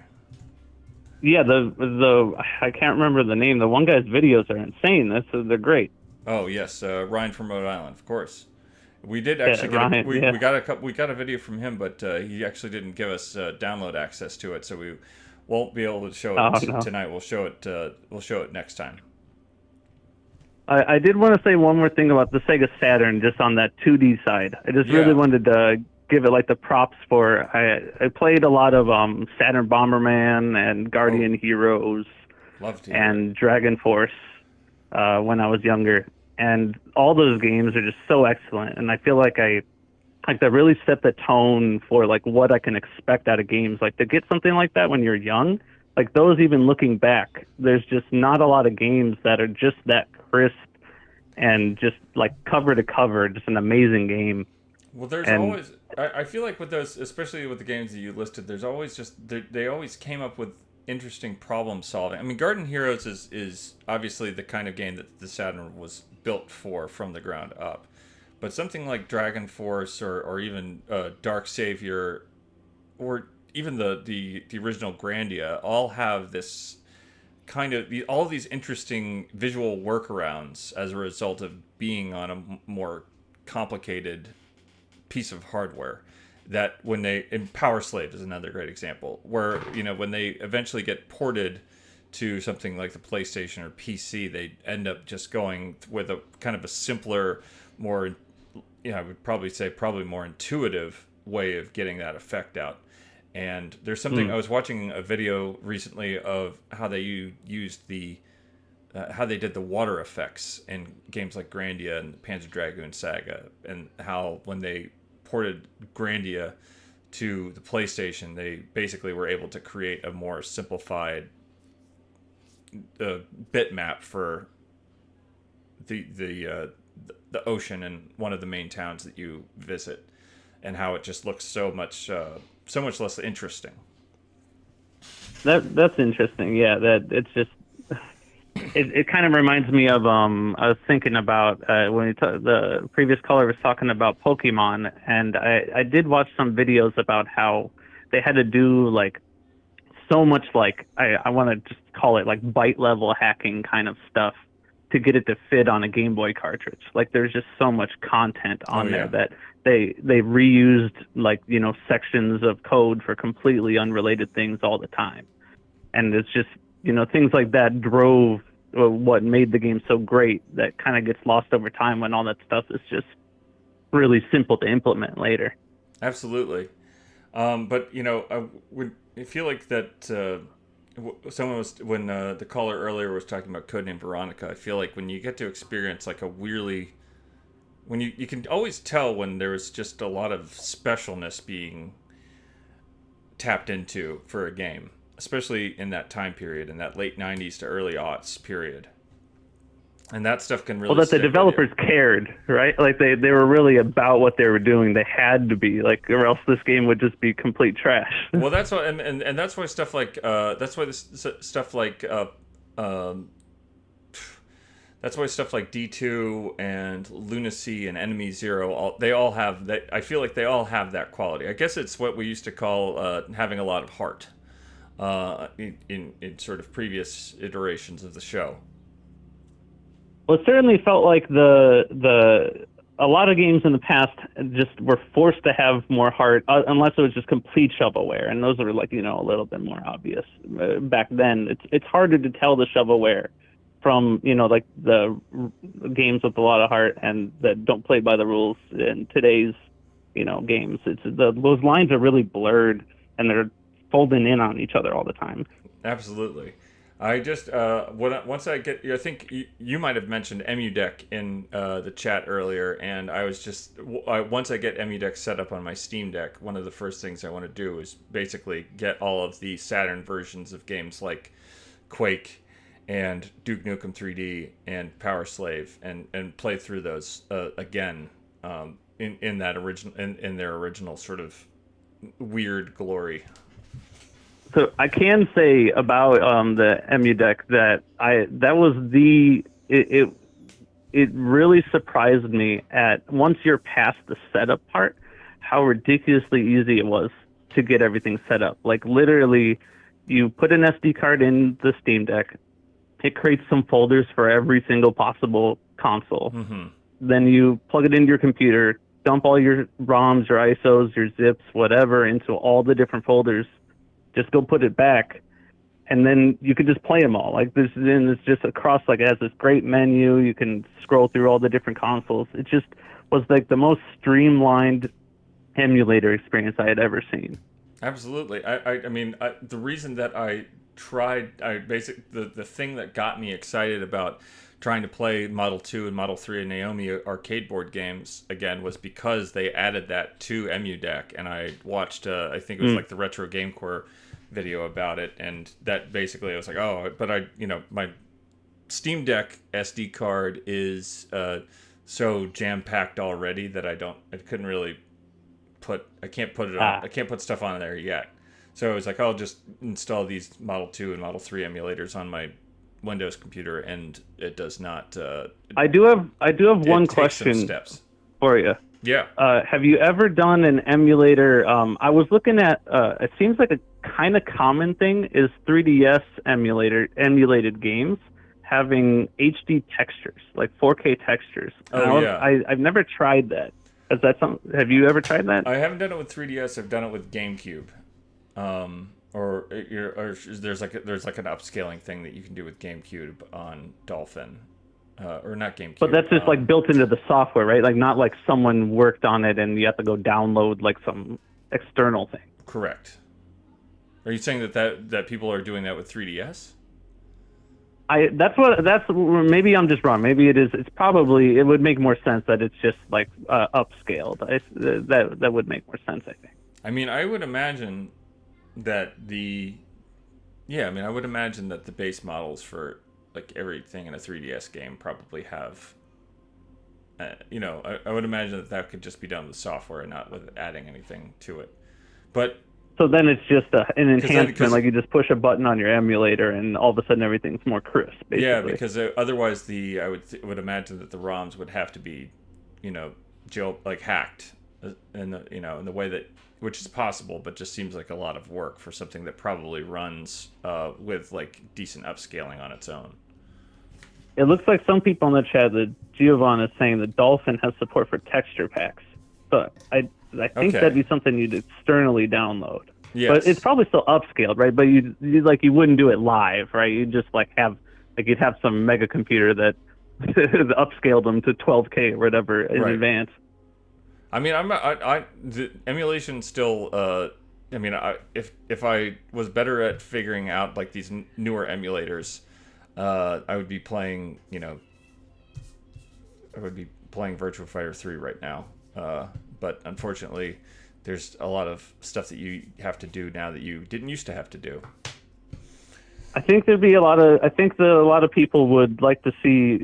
We'd be more than happy just to see those games played on stream too. I think that'd be just a ton of fun to not just to talk about, but we could play these things.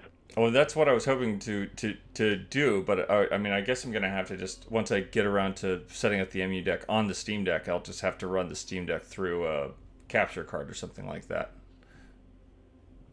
That's true. I'm not even sure how. I mean, I suppose you could stream it, but then it wouldn't probably look that great. No, I mean it might. I mean, I don't really care what it looks like. It's already going to look you can understand what's from happening. 1990. Yeah. I mean, it's Virtua Fighter 3. How bad can it look, Well, I hear there's a lot of streamers who just put it off in a little window and just, put other things over the 90% of the stream anyway, so you'd probably be fine. Oh, that seems counterintuitive. Well, thank you for your call, Nathan. Hi to the wife. Got another call coming in. We'll talk to you soon. Hopefully I'll get that EMU deck running up and running before too long. Caller, you're on the air with EGI2 Stream 18. It doesn't look like Stream 18, but it is Stream 18. We're calling it Stream 18 unless we decide to, and we might call the next one Stream 18 too, because this is already feeling a little bit different from the normal show. It's Stream 18. I'm Gio from the chat. I'm also the person who does the episode numbering, so I hate that, but that sounds fun. I mean, what we have to just consider that we're talking less about lunacy and more of just a general conversation, which I'm definitely here for. But we had a show planned for this evening, and everything went belly up. So we're just doing what we can to just get. I felt like I really wanted to do a show tonight, and that's why we're doing it. Well, that's the joy of taking calls, isn't it? Yes, Robbie, I can hear you. Just about any direction. I can talk about lunacy. I can talk about texture upscaling. I can talk about emulation front ends. Well, what are you? So it sounds like you might be a little bit more. You might have taken a more involved, have a more involved relationship with the emulation scene these days. Yeah. So what you're talking about for texture packs. This used to be a thing. I used to do this directly on the console. Some consoles, especially like Xbox, Wii, GameCube, store files. They're not just bits and bytes. So there is like an actual file system on the disk where you have like textures in a folder and they're named. And what people did is they wrote software that actually replaces those textures on the fly. So you would install a mod on your SD card, and then you run Homebrew on your Wii, right? And when it went to go look for a texture, it would be intercepted, and it would send the game your texture instead of the one on the disk. Right. So people have done that. People have emulated that. You can have texture packs in Dolphin. You can add whole new content that way. I hadn't seen Citra, but I'm sure that that's a thing. Well, I mean, that sounds exactly what Nathan Vegetable was talking about, though, in terms of actually adding new textures to the game. So I assume that if there's somebody out, I mean, if somebody's doing it for old Wii games, then I assume that somebody's going to be doing it for Wii U and 3DS games. See, my favorite thing, actually, I do have some texture packs I want to play with. My favorite thing is just taking the older, the PS2, the GameCube, Nintendo 64, and just rendering them in high def. Yeah. So it's the same polygons, it's the same textures, it's just a lot more pixels per texture, and it makes everything sharper, which is sometimes not what the game was going for. You know, originally the LCD or the CRT kind of blurred things together a little bit, which created an effect. And Right. the HD rendering is different than that. But it's fun. I like to see all the details. But isn't see, I'm confused. So if I have a Dolphin emulator and I just do regular upscaling, that's just basically reinterpreting what's already there from the original texture pack. Yeah. Okay, what you're talking about is actually intercepting and replacing those texture packs. Yeah, there's high resolution, which is easy. You get that by default. Yeah. There are some that do like texture upscaling where it tries to use AI to do it automatically. And then there's like file system access where you have texture packs. So you see all three. You see them working together. You see people do crazy stuff with some games. I know I think there's a Sonic Riders scene that is keeping that game alive. Which one is Riders the one they're on snowboards? Yeah, it's like a hoverboard racer for the GameCube that was very, very mechanically complicated, and no one got it, except for a few people who still love it. That's so interesting that people that they're. I mean, there's obvious. It's such a. I wouldn't have expected a community to have popped up around that one. I would expect maybe people would. Competitive scene. Yeah. That reminds me of the weird Sonic Mario Party knockoff for the Dreamcast. I think it was called Sonic Shuffle. I always wondered if there was perhaps like more there than they were able to pull out of that particular release. But Gio, tell me this. What are you playing right now? It sounds like you're messing with a lot of stuff. You got your hands in a lot of pockets. Like what has you've been playing lately that's been exciting you? I have hands in a lot of pockets. I recently finished the main campaign for the Outer Wilds, which is really phenomenal. Have you played Outer Wilds? I own it, but I have not actually gotten around to playing it. Again, these Resident Evil games have just been taking over my mind. I can't get away from them. Well, try to go into it unspoiled. It's all about exploration, so it's best that you learn stuff in the game. But it was very good, and there's DLC for it, which I just now got on sale. Haven't played it yet. I feel like I'm waiting. I think I was about to embark on it, and then I was like, then they started releasing DLC, and I was like, you know what? I bet there's going to be some sort of like season pass or like sort of late whatever, not as basically like a game of the year upgrade for this game coming down the pipe soon. I'll just wait for that. I think it's like an epilogue. Yeah, it's like an epilogue. It's like one thing. They're not leaving the door open to more things. It's just like a revisit. People in chat are actually really. There's a lot of people that are really excited about our conversation about Sonic Shuffle.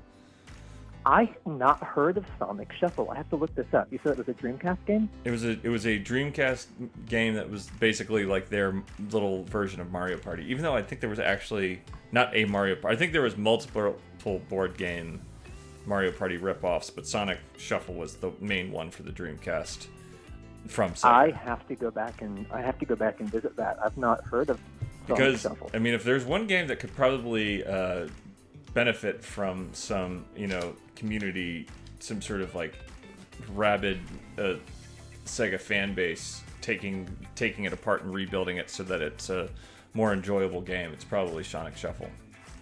Sonic Shuffle sounds like a game that's totally unrelated to the Sonic series, but people bought it by mistake, thinking it had to do with Sonic. I mean, Sonic the Riders felt like that. I feel like as well. I mean, obviously. Yeah. the spin-offs kind of didn't go anywhere, but people love them. Yes. I Now the music is back. I know I need to play Sonic and the Black Knight, which is one of those that people love. It only got one game. Right. That was kind of it. Well, there's two. But There's two in that really style, good. though. Black Knight is the second one, I believe. And the other one is Secret Rings. And I played Secret Rings when it came out. Yeah. I don't know, but I feel like those. I think Secret Rings was the one I played, and I ended up having a pretty good time with it. Yeah, it was fun.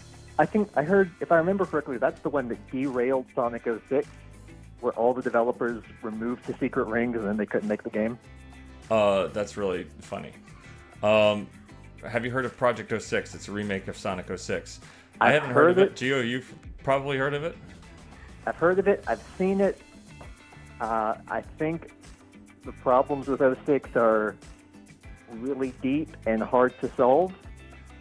Yeah. I think there are core design decisions that don't work and kind of need to be scrapped and redone. But I'm interested in what like a coat of polish over 06 looks like. I mean, There's if anything, definitely some obvious things that can be fixed. I feel like that game just needs to. I mean, the relationship between Sonic and the Secret Rings and the Black Knight one and Sonic 06. It's like I feel like Sonic 06 just needs some sort of, some kind of like. I guess I said accessibility options. Like it just needs to be simplified. What's incredible, I've seen people port whole levels of Sonic 06 to Sonic Generation. Uh-huh. Where they recreate everything bit by bit.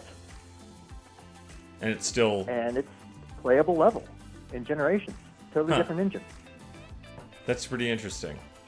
Generations I love hobbyist communities. Generations is so fun. And I'm so glad that game exists. It's still a highlight. I don't understand why we don't have more Sonic games like it. The only reason I'm not still playing it is because I only had it for the Xbox 360. Yeah. But I recently got it for PC, so I'll probably play it on the Steam Deck. I just was playing it on the Steam Deck. I was playing it for my son, and he just very much enjoyed watching it. It was hard to set up on the Steam Deck. Not really. Yeah, I feel like I remember having to tap through a few menus, but other than that, it was perfectly. I think it actually turned the. I feel like the I feel like it got really hot. Is the one reason why? Yeah, it's gonna run hot. I don't know, and it didn't make any sense to me because something like Elden Ring doesn't even run that hot. We talked about that in the chat, I think, where for some reason it bothers me when the Steam Deck seems like it's taking a lot of energy. I like it when it's just. It's probably something to do with it running more off the processor than the graphics card or something like that. Well, some of the games are like really graphically intensive. So here's my question for you, because you're the game expert. Just to some extent, obviously, I have a pretty big weak spot in the emulation stuff. Okay, so here's my question: how do you keep track of what platforms to play stuff of?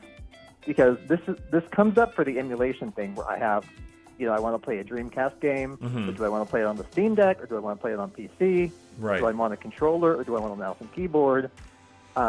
Game Boy, DS games. Do I want to play that on a physical DS? Do I need the screen? Is the touchscreen relevant, or do I want to upscale it? There's so much to keep track of. How do you make those decisions? I mean, I always will try to play if I'm gonna emulate something, or if I'm even gonna you bring up the DS thing, I play all DS ROMs on a DSi XL. I want to play something as close to the original hardware as possible. With a Dreamcast or a Saturn or PlayStation, I'm okay playing that with I'm okay playing those on PC because you can get Dreamcast controller. I don't have a Dreamcast USB-C controller, but you could basically a PlayStation controller can be fairly easily plugged into the PC and made to you're playing a game in a way that is made to feel close to the original experience. And now they have Saturn controllers, 8-bit Do. I think it's 8-bit Do. made a Saturn controller, a 6-button Saturn controller recently, and that's a ton of fun to use. I have the 8-bit Go, the SNES one. It's the SNES controller that has full Xbox controls they use for everything. Oh yeah, it's a great controller. I mean, the SNES Mini is probably the SNES Mini. I really wish I could have gotten the TurboGrafx 16 PC Engine Mini when it came out, because I really can't bring myself to play any SNES games on anything but that miniature console. Yeah, the Mini's fun. I have a Genesis Mini sitting around somewhere. Oh yeah, I didn't get that one either. It's not very good. The software isn't good, and the emulation experience isn't good, so I don't actually play Genesis games on it. But it's fun to have. Wait, the one that the Genesis one that doesn't allow save states? Was that one of the issues with it? I forget. I think it might have very limited save states. That was one of the issues. Because I thought people liked it. I thought people liked the Sega Genesis Mini. It was fine, but it's not good as like the Steam Deck. Well, I think it. Well, yeah. I have a spreadsheet somewhere where I keep track of. I have a list of systems and a list of emulators, and I've checked the best one, and I have to keep track of that. Oh, the Mini. I spend more time on. There was 2 Sega Genesis Minis now. Yeah, I think they put out 2, and they're the same, but they had different sets of games on them. Yeah, is my recollection. And the second one was the one. The first one was the one I feel like people were really into. Man, this is confusing. Anyway, I think my favorite has been the PlayStation Mini, because I never had a PlayStation. Oh. So that's been my first experience with some of those games. That's been really fun. That one's fun just because that one was the easiest to hack for me. So I was able to basically recreate my dream PlayStation library like in a matter of moments. Mm-hmm. Yeah.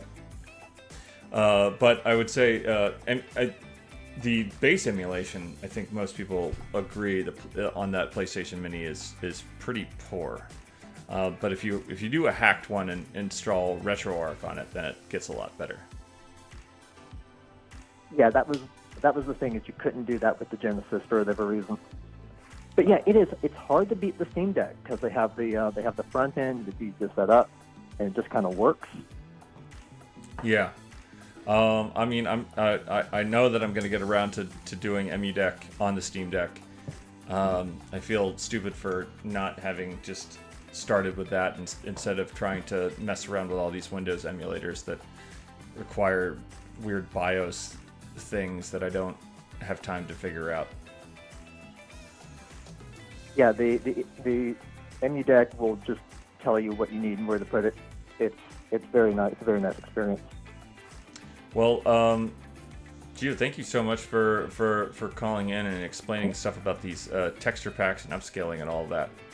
So that was our conversation about Lunacy. Yes, and that was our conversation about Lunacy, and we've learned a lot about the game Lunacy on the Sega Saturn, thanks to it. All right, back to you, Robbie. Back to you, Gio. All right, we had another caller. Going to call them back right now. Hi, you reached Adam Gorkowski. Please leave a message. Whoa. Okay, we got a voicemail there. That's a first. But let's just check out a little bit more about Lunacy because we seem to have really gotten into a nice groove there. Caller, you're on the air with EGI2. Just hang tight while we watch another Lunacy video. You know, good, Robbie. The season of the wind is almost upon us. The season of the wind? Yes. In the misty town, the wind blows once every 4 years. A good strong wind is very rare here. It's part of what the town's about. A good strong wind brings trouble, and lots of it. Brings trouble, huh? Yeah, come to think of it, the wind was blowing when Gordon's bride disappeared.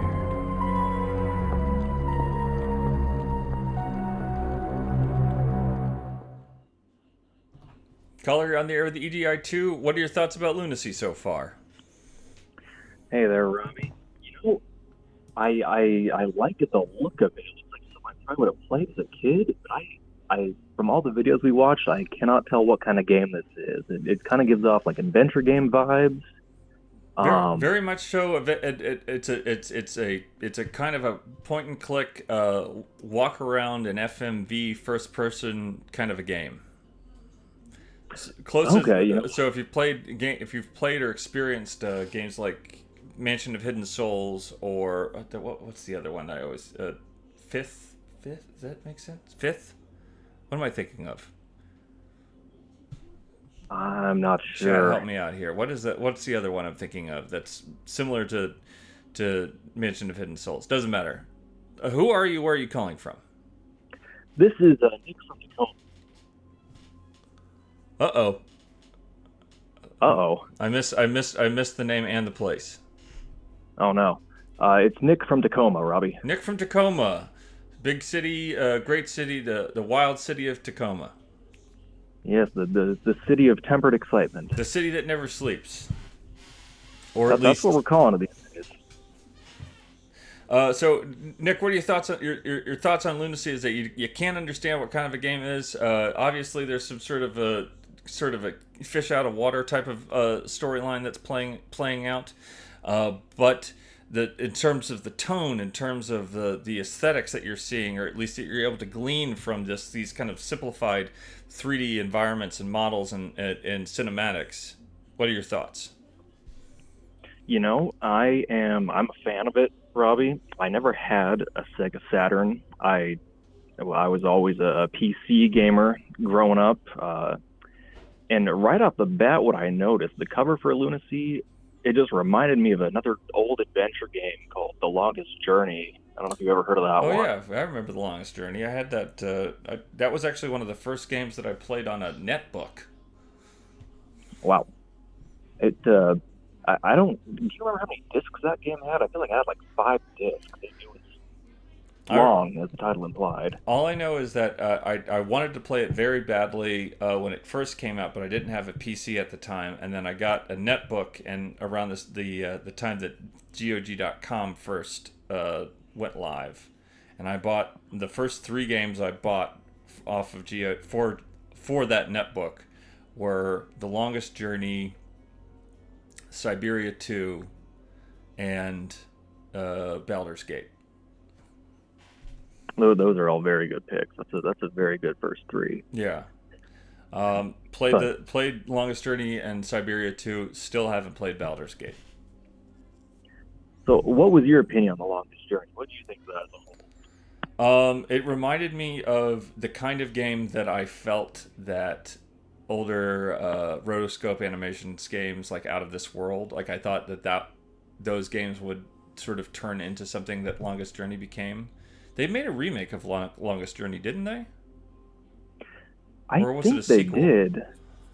I think they made both. I recall looking it up recently, and I saw there was 1 or 2 sequels, if I'm not mistaken. I never played them. I only played the first one. Yeah, I mean, loved it. I remember enjoying myself, but I played Siberia 2 right after it, and Siberia 2 was I feel like that was, that's such a classic of that type of that period of adventure, point-and-click adventure gaming, that it kind of overwhelmed my memory of Longest Journey.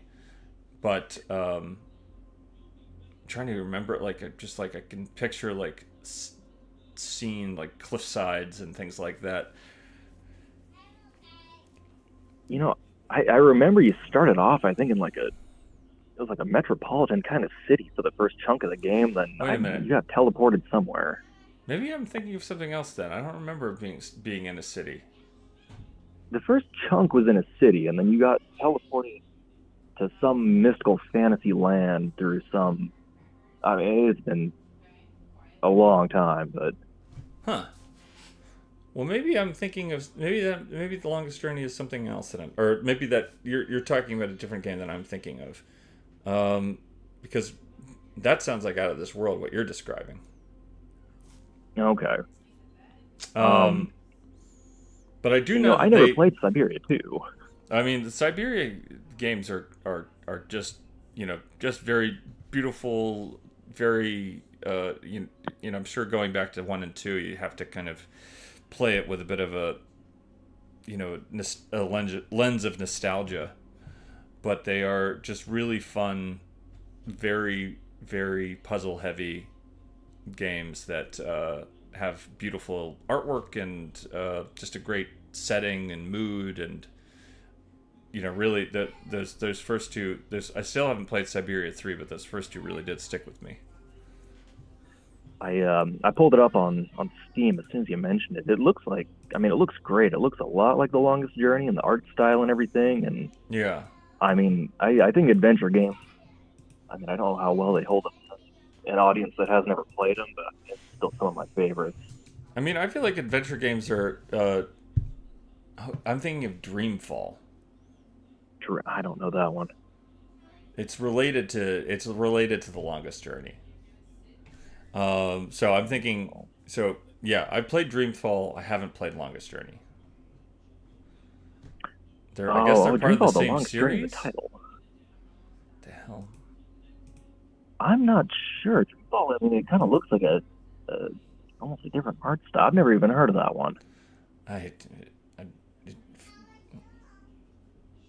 It's called Dreamfall: The Longest Journey. So and you can buy it in a I'm looking at the Steam page right now. You can buy it in a bundle with The Longest Journey, and then something called Dreamfall Chapters. Well, that's confusing. This is very confusing. But that's what I like about Siberia's 1 and 2. It's that it's very. They're fairly short for adventure games. They kind of remind me of there was an old there's a couple of old Lovecraftian point and click adventure games from the 90s. One was called Prisoner of Ice and one was called Shadow of the Comet, which were both really just well-paced, very concise adventure games. Man, there were some great ones back then. I feel like a big problem with them too was trying to find the good ones that didn't have that adventure game logic that so many of them had. We just had to use madman logic to solve some of those insane puzzles. Yeah, Mossy Lump also played Dreamfall, and also it was also a little lost. So perhaps The Longest Journey just didn't make an impact on some people. Siberia, again, the aesthetics of that game are so solid. It's hard to forget. The Hound of Shadow. What is the Hound of Shadow? I gotta say, you're really selling the Siberia thing. I've got it pulled up on Steam. That might be good. You can get those. You can pick up Siberia's the first two Siberia games for $2, on regular sales on either Steam or GOG. And they're great. I think you can even get Siberia 1 and 2 on Switch, which they probably some sort of awkward iteration of turning point and click controls to controller controls. Hound of Shadow. What Low Vibe 75 Hound of Shadow. What is that? Oh, it's a text adventure with graphics. Is it like one of those old SSR games? Shit, I've never heard of that. Yeah. Well, I was gonna say they did a pretty decent job when they ported Grim Fandango to console. That worked decently with control sticks. That's a good. Thumbsticks. Yeah. No, I think that's a good. It can be done well. I just feel like there's something, maybe the environments in Grim Fandango were just maybe just lent themselves to that, or maybe they just had more money and time to port that properly. Did I say SSR or SSL? Doesn't matter. I don't know. But what are your thoughts on Lunacy? My thoughts on it, I think it looks decent. I think it's something, as a kid, I definitely would have seen and begged my parents to get me. And I don't think they would have gotten it for me, but I think it's something I would have remembered fondly browsing gaming magazines and had this dream of wanting to play. That's kind of the vibe I'm getting from it. Yeah, but you've always been an adventure gamer. You've always been a point-and-click adventure gamer. Oh, absolutely. I mean, I grew up on like the old Monkey Island series and Grim Fandango with Myst. Have you? Wait. So, did you know about Prisoner of Ice or Shadow of the Comet? I didn't. I'd never heard of those. Oh man, you got to check those out. Those are fabulous. Prisoner Probably of Ice you got to and run like Shadow of DOSBox or something to play them now, but they're just gorgeous art style, great story, great just taking that irreverent this kind of the format of those PCC-ROM adventure games and turning that into like a pretty decent horror story. Darkseid 2 are probably less good but still aesthetically pleasing stuff to check out. Oh yeah, the Shiva, another good one. I think that one. What did I play that one on? That must have been a PC one too. I'm getting so many good recommendations. Yeah, Shiva's another good one that you can play through pretty quickly too. I mean, most point-and-click games you can play through. I feel like that was maybe something about Dreamfall and perhaps The Longest Journey 2. Beneath the Steel Sky is another great one. And also Beneath the Steel Sky, they have a sort of a reimagined version of that's out more recently. Steel Sky, okay. I don't know if that was considered good or not. I feel like it may have fallen flat on its face. Beneath the Steel Sky was made by, or the art in that game was all by Dave Gibbons of Watchmen and fame. Oh no way! I'm looking at it right now. It looks the stylization of it looks really great. I was curious. I think Cody from Florida mentioned this earlier, just on the point and click. So you had never heard of Pajama Sam? No, I mean, all of my education games we were pretty limited back when I was in elementary school for PC adventure games. Number Crunchers and Oregon Trail were pretty much all we really had to work with. Okay. Oregon Trail is solid. Yeah, Pajama Sam was, I think, the late 90s, early 2000s point and click kind of style. I saw a lot of love for it in the chat. I had mentioned in there, I still have it to this day. I had the physical copy, and those giant cardboard boxes that CDs would come in back then. I had to mail in the box top from that and still have like my lunchbox, my Pajama Sam collectible lunchbox from that game. Oh my god. I know. I gotta find some there's gotta be some Number Cruncher merch out there. Mossy Lump says, imagine if Rule of Rose was a point-and-click game. That's the thing, is that Rule of Rose, Haunting Ground, Clock Tower 3, they all feel like point-and-click games, and that were basically forced to be third-person, action, not action games, but that, those all feel like point-and-click games to me. Siren, Kuon, the other ones that I had mentioned earlier. Fatal Frame, not so much, but definitely Rule of Rose and the Clock Tower games, and obviously yes, Visk, Clock Tower 1 and 2. Where point and click elements. So, quick question, bring this all back to Lunacy. So yeah, it's more of an FMV point and click. So is it mainly just kind of skipping between scenes based on choices then? It's more no, it's not so much choice based. It's kind of I mentioned Mansion of Hidden Souls and D, because it's basically you move around in FMV sequences, and then basically your all of your exploration is done through video clips. Okay. If that makes any sense. No, it's starting to come together for me. It's not like you're navigating 3D real-time 3D environments. Okay, no, that makes sense. Maybe it makes sense. Is it kind of like, I remember playing some of the older Myst games. I don't remember which ones, but you would kind of click and move through an FMV sequence to the next area. Is it something like that, or okay? It's pretty much like that, but more. Myst was especially the original one was more just like you're kind of like jumping from a close-up from like a far away still image into a closer up to a closer up, and then if you maybe interact with some object, then it switches to that kind of chunky low res full motion video. Okay, I get the vibe of it now, and I still stand on what I said. I think it's something I would have really wanted as a kid, and I probably would have never gotten. Yeah. Well, it's definitely definitely if you have a Steam Deck and you have something like EmuDeck installed, stuff like Lunacy and if you're, I mean, there's tons of really weird Sega Saturn adventure games, but Lunacy and D and Enemy Zero really are ones to kind of check out. Well, I appreciate the recommendation. Hopefully you can get the emulator working someday and you can stream it for us. That would be, yeah, I mean, I know I would tune in. I definitely, I'm definitely trying to think of the best way to do it. I don't really want to. I don't feel like running a capture card from my Steam Deck into a capture card into my PC. For some reason, that just is a step too far. I want it to run either natively on a PC or just figure out another way to stream it.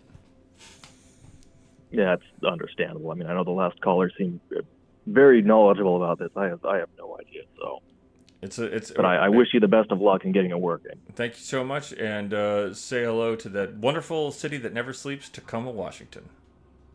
I will, Robbie. Appreciate it. Back to you. Back to you. Nick. Forgot his name for a second. Someone was just calling in. Please call back. I tried to wrap it up with Nick a second ago. Oh, there you are. Caller, you're on the air with EGI2, Stream 18. What are your thoughts? Hey, Robbie, this is Adam from Chicago. Adam from Chicago. I tried calling you back earlier. Yeah, I'm thinking about Thomas Ligotti over here, Robbie. Oh, are you Ligotti head? I sure am. Yep. Oh man, that's great. I got two things to recommend to you that I think you'll like that you might not know about. All right. One, have you heard of the writer John Padgett? John Padgett, no. He came on my radar because he was like editing the Thomas Ligotti Literary Journal for like a decade there. But he's got a just killer short story that I would recommend. Ligotti called it in the foreword he wrote for it an ultimate horror vision, called 20 Simple Steps to Ventriloquism. Where the first 10 steps he's teaching you how to do ventriloquism, and the other 10 steps are big thoughts about what ventriloquism might be. Wait, is this the guy? Did this guy write? Is this the guy that wrote Fat Face? I don't know. All right. Well, I'm definitely interested now. That's a great one. Well, Thomas Ligotti has that short story that starts out as like a how to write a horror, and it then slowly turns into the narrative itself. Thank you for that, J.D. Thompson. I think you're right. I think that sounds like a more that sounds like an informed comment about that. But wait, so what is it? So besides the ventriloquism thing, I mean, what's the writing style? Is it like that kind of neo-goth? It is. Yeah, it is. The first half is really straight up instructional manual, and then as things go off the rails, it's pretty Ligotti-esque. Interesting. The guy's very much following in the footsteps. Well, hopefully not too far behind. Ligotti's still with us. Now that's somebody I would like to. There's a few writers that I've always wanted to meet and shake hands with. Tanariv Dew, Thomas Ligotti, and Harvey Pekar, and I've already missed my chance with Harvey Pekar. Yeah. Yeah, you were saying Ligotti's in Florida these days? I read that on his Wikipedia page recently. I think that was his Wikipedia page. Sure, a little retirement zone, I guess. Yeah. Well, those winters in Detroit. Yeah. My other Ligotti recommendation know you're a comics guy. There's a couple of volumes of Legati stuff adapted to comics that are called The Nightmare Factory. Oh, yeah. I think they're mostly only okay, but the big thing is you get Bill Sienkiewicz doing the clown puppet. Whoa, that sounds pretty interesting. Yeah. Man, the one story that I dread to know if it's in one of these Legati illustrated collections is I think it's the first story in Teatro Grotesco about this family whose father is a scientist who works in the basement. Do you know which one I'm talking about? It's extremely, It's extremely upsetting and disturbing in a way that's really hard to describe. But a perfectly paced and a perfectly executed vision of that type of, it's like the pacing of something like Lovecraft's The Festival, which I feel like is one of the Lovecraft stories that I feel like people don't really talk about because it's kind of so silly, but has this when the narrator stumbles into the truth of his situation, there's something so devastating about it that I feel like Legati really captures that better than any other writer since Lovecraft in that short story. Oh, it's Purity. Thank you, Moby190. Oh, Purity. Yeah. Teatro Grotesco is like far and away my favorite collection that I've read by him. Yeah. No, I mean, I can tell that I perhaps should have started the Songs of a Dead Dreamer collection. I should have started with that and worked my way towards Teatro Grotesco, rather than... I also started with Teatro and worked my way out and was like, oh, dang, my favorite stuff's in that one. Someone recommended me a book the other day by a guy named Eric Basso called Beak Doctor. Beak Doctor. You heard of this? Anyone heard of this one? No, I don't know this. I don't know. I was having a lunch with a friend, and he just kind of like started spouting all of these other kind of... We started talking about Legati, and all these other ones came up. Doctor. Good name. But, that's what... talking about lunacy, one of the reasons why I started thinking about lunacy was because I feel like even though they're so weird and janky, and narratively inconsistent, I feel like those games like D and Lunacy have an aesthetic or an atmosphere that really reminds me of these writers like Thomas Legati, and perhaps even like Robert Bloch, who are in that second. No, go in ahead. that second clip you showed, there's that old man was saying something about like, oh, the only way you can save her is if you can go to manifest Moon City, but who knows if that's even real. I mean, that sounds like something that about it fills me early with melancholy. Legati. I'm off the bed. Yeah, 100%. Here's hoping that there's... I mean, maybe stuff like Pathologic or Pathologic 2 like kind of taps into a similar kind of almost... It's almost absurd when you really go through the plot and your recollection of a story. They end up being so... Clown Puppet's a hilarious story. It's like... I think Clown Puppet's so funny. Yeah. I mean, even... I'm trying to think of the one that I was just like, when I described it to... I read it and it really freaked me out. And then I described the plot to somebody and they were like, that doesn't sound in the least bit interesting. I mean, it just sounds like... I was like, you don't understand. Like, it's the sophistry of it that makes it that is the engagement. And they're like, whatever. Anyway, I'm chat the plot of Clown Puppet.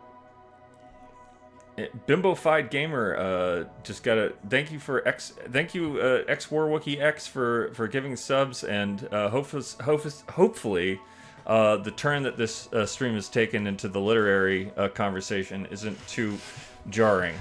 I want to say one thing, which is that we're gonna go ahead and push the. I was gonna say this anyway, but we're pushing all of the It's the Arts from that would have been on the regular stream tonight. We're gonna be doing that next week, as well as doing the screenshots screenshots game next week as well. So this is obviously a more this is gonna, if you haven't already guessed, this is obviously a looser format. It's been a great stream. I'm glad people enjoy it. It always feels like I said, it just felt like even I could have canceled it, or I just felt like I wanted to do it. I'm glad you did it. Any other literary recommendations? No, those are what I got. All right. Well, I'll there's what now that I've got let me just. I got one. Okay. Way off base. You ever read Dahlgren by Samuel Delany? No. It's a tome. That's a 800 pager. That's a fucking wild book. Wait, what is it again? Dahlgren, Dhalgren. People call it sci-fi. I think it's more magical realism. That's my last literary recommendation, though. I haven't read any. The last time I tried to read a new magical realist book that was also kind of sci-fi, kind of fantasy, was called The Vor. I don't know this. It was. It's kind of like it's about this settlement of like white colonists in kind of southern Africa at the turn of the 20th century. Voorh, Voor, like a kind of like a weird, Dutch Afrikaner dialect. Yeah, that makes word. Not that. But that was a dense one, and really turned. I mean, it uses that as a place to place characters that are unlikable, that then are largely picked off by creatures in the forest. So sure, that sounds enjoyable. It's nice to see unlikable people get picked off. And the one I'll make you a recommendation, just because I read some of her novellas. A Japanese writer named Hiroko Oyamada. Her book The Hole is tremendously good. Cold? The Hole. It's just The Hole. Oh, The Hole. Yeah. Hiroko Oyamada, Japanese writer. And if you're sort of in the similar kind of, it's like magical realism horror. Cool. Yeah, that sounds like a good time. All right. Well, thank you for your call. Enjoy. How's the weather in Chicago these days? Cold today, but we're going to be back to the 70s like tomorrow. Love to hear it. I'm dreaming about Chicago breakfast pretty much every day, especially today when I forgot to eat breakfast and then had to eat 3 marshmallows for lunch. Oh no! Hey, you got to eat breakfast. I mean, if I lived in Chicago, I wouldn't have a problem. The breakfast burrito place that I was planning to eat at was closed. That's what happened. Oh no!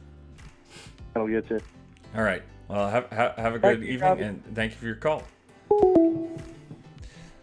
We are still taking your calls. Happy to hear from anybody who wants to talk about books or the game Lunacy. Let's watch a little bit more of Lunacy. Getting lonesome for me? You give a woman ideas, traveler. You must tell me about the City of Moons, Hannah, and the Crimson Earth. Do you think if I knew anything about it, I'd be wasting my time in this broken down joint? When you find it, take me away with you, big boy.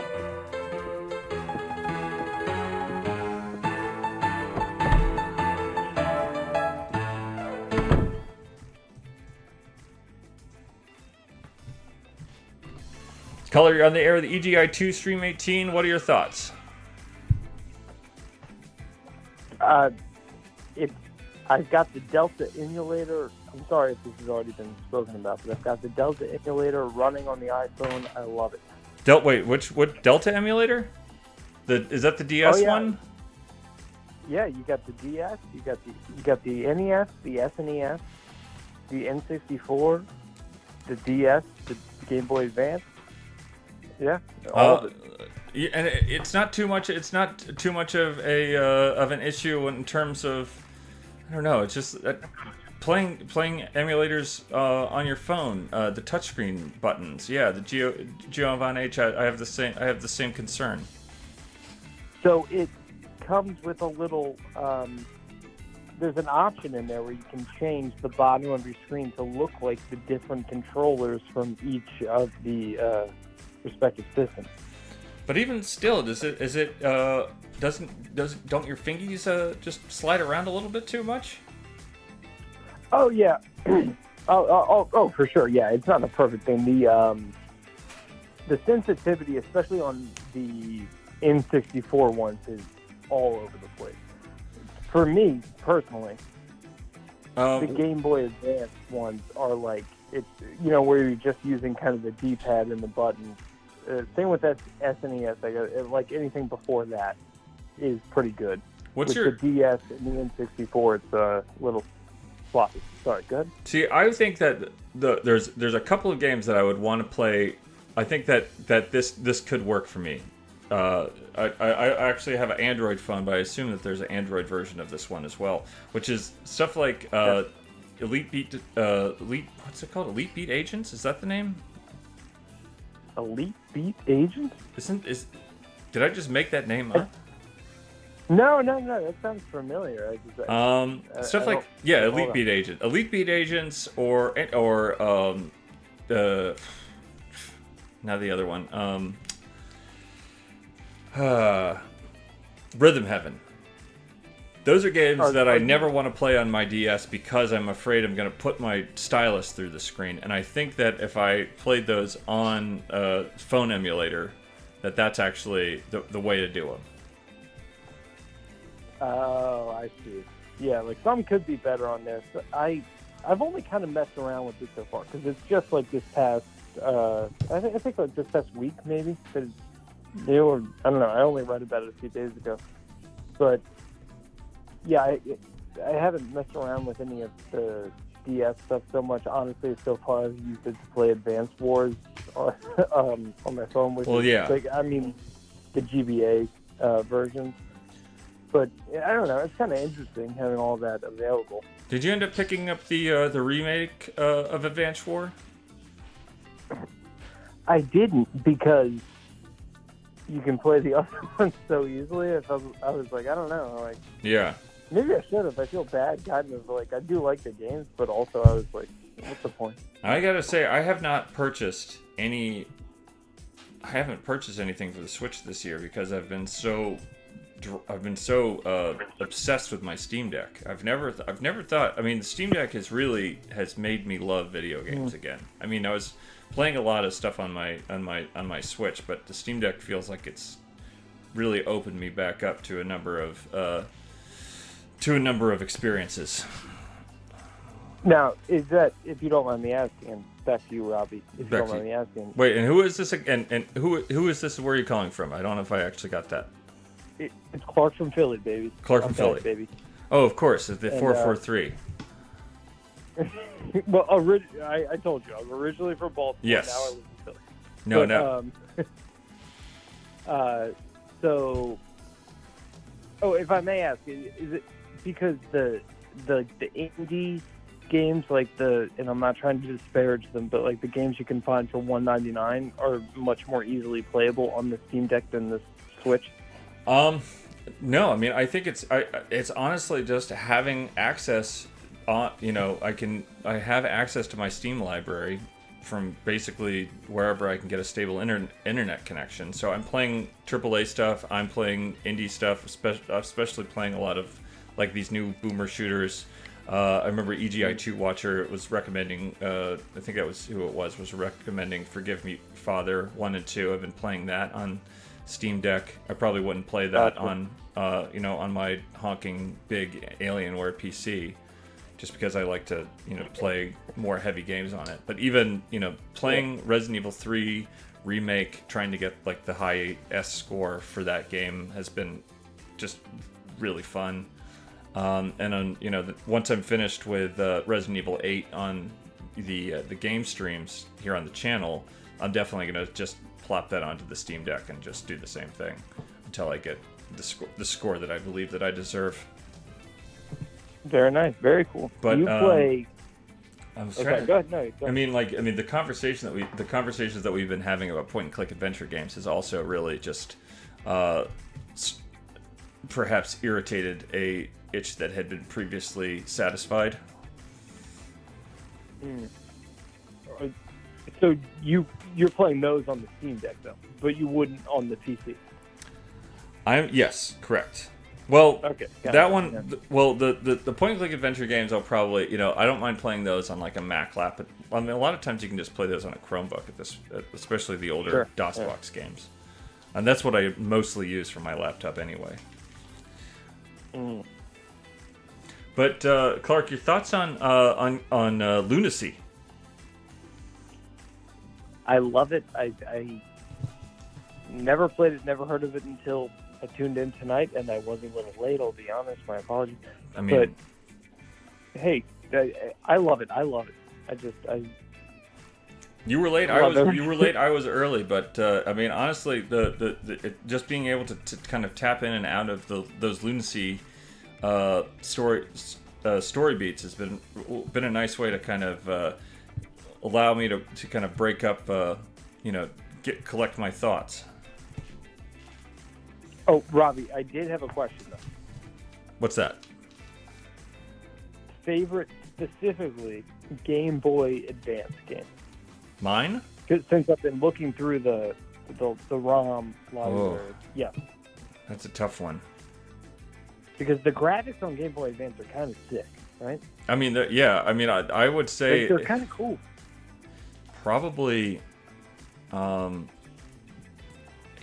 either the Minish Cap or good one.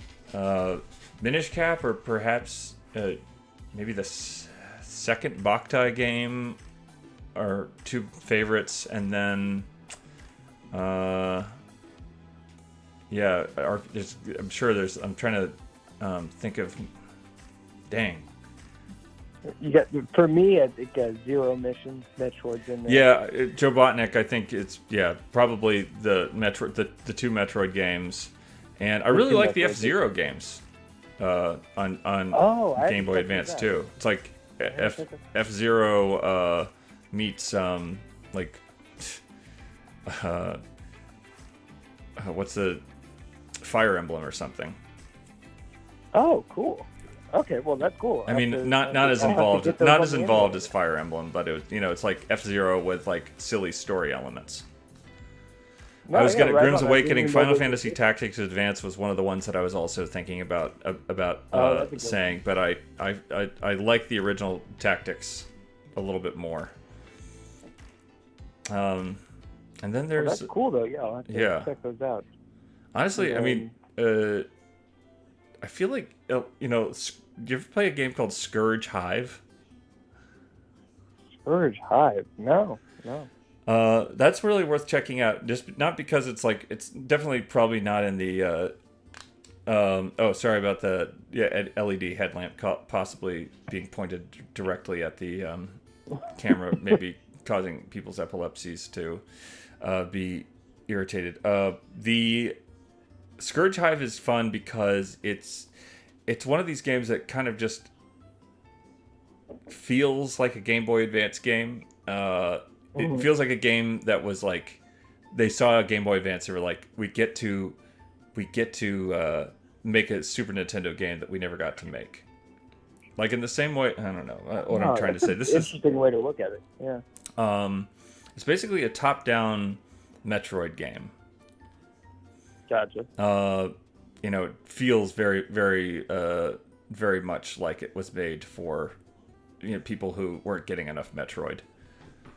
Yeah. Interesting, because the Game Boy Advance has also some interesting.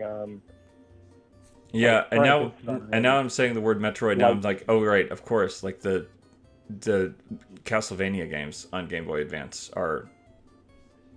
Yeah. See, never was into those myself, but yeah, those are totally huge. Yeah, I can see why. Like those would be included in the best of conversations. Absolutely. Just trying to think of something that I'm trying to think of a game that from the Game Boy Advance that stuck with me, even if it's not one of like the more standout titles or Nintendo developed titles like your Mario Superstar, Mario and Luigi game, or sure, yeah. You know, a non-Nintendo. Yeah.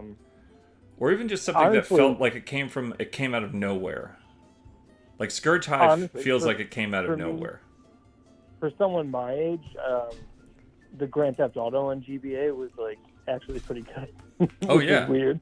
Yeah, like that was solid. Yeah. Golden Sun, Nathan Vegetables reminding us about Golden Sun. I mean, yeah, pretty much any of the any Nintendo developed stuff was pretty great, except for maybe like a handful of you know, weird Donkey Kong games that didn't make any sense. Yeah. Oh, there's March of the Minis. If you're into Dragon Ball Z, there's two good ones on GameCube. I'm sorry, on Game Boy on Advance. GBA. Yeah. Yeah, that are like not fighting games; they're like RPG-ish. So those are kind of fun. I really, I mean, the Game Boy Advance is a sleeper, one of the best consoles. Probably one of the top, probably one of my top 5 consoles. Yeah. Still more so, you know, probably, you know, Genesis, Game Boy Advance, like the original Xbox 360 are in there too, and obviously now PC. It's honestly hard to dethrone the PC. Yeah, well, especially when you start really thinking, like, you can emulate any of these things on PC if you really want to. Yeah. So really, but I have a serious question, and then I'll let you go. All right. On the Steam Deck, can you emulate, are there emulators on the Steam Deck? Because, like, RetroArch is, like, an app you can run on, or a game, technically, you can run on Steam to emulate. Right. So the thing that we were talking about a little bit earlier in the show, we were about something called EmuDeck, which is basically a program that you can that you sideload or you install in the Steam Deck through the desktop mode, and just kind of. Someone has basically created a installer that just simplifies a lot of the stuff that you would have to kind of tweak with if you were just doing things through RetroArch, and Giovanni H is probably more equipped to have this conversation. But I would say if emulation is interesting to you and Steam Deck is like on your radar, then the EmuDeck is almost a reason enough to get a Steam Deck, because you can run so much stuff, and the installers just are so they just take so much of the fiddling out of it that you would normally have to do. Very cool. Okay. Yeah. Well, thank you, Robbie. And I'm gonna play Metal Gear Solid Ghost Babel on the Game Boy Color emulator, and the next time you do game reviews, I'm gonna have you're gonna talk about. We're gonna start doing them again. It might have to be during the daytime to avoid the heat in the office, but it's definitely something that we're gonna bring back. All right. Well, hey, to you and to the chat, buckle the fuck in, because my review's incoming. Ghost Babel. Ghost Babel, baby. All right. Thank you, Clark. Thanks for having me. Say hi to Catherine for us.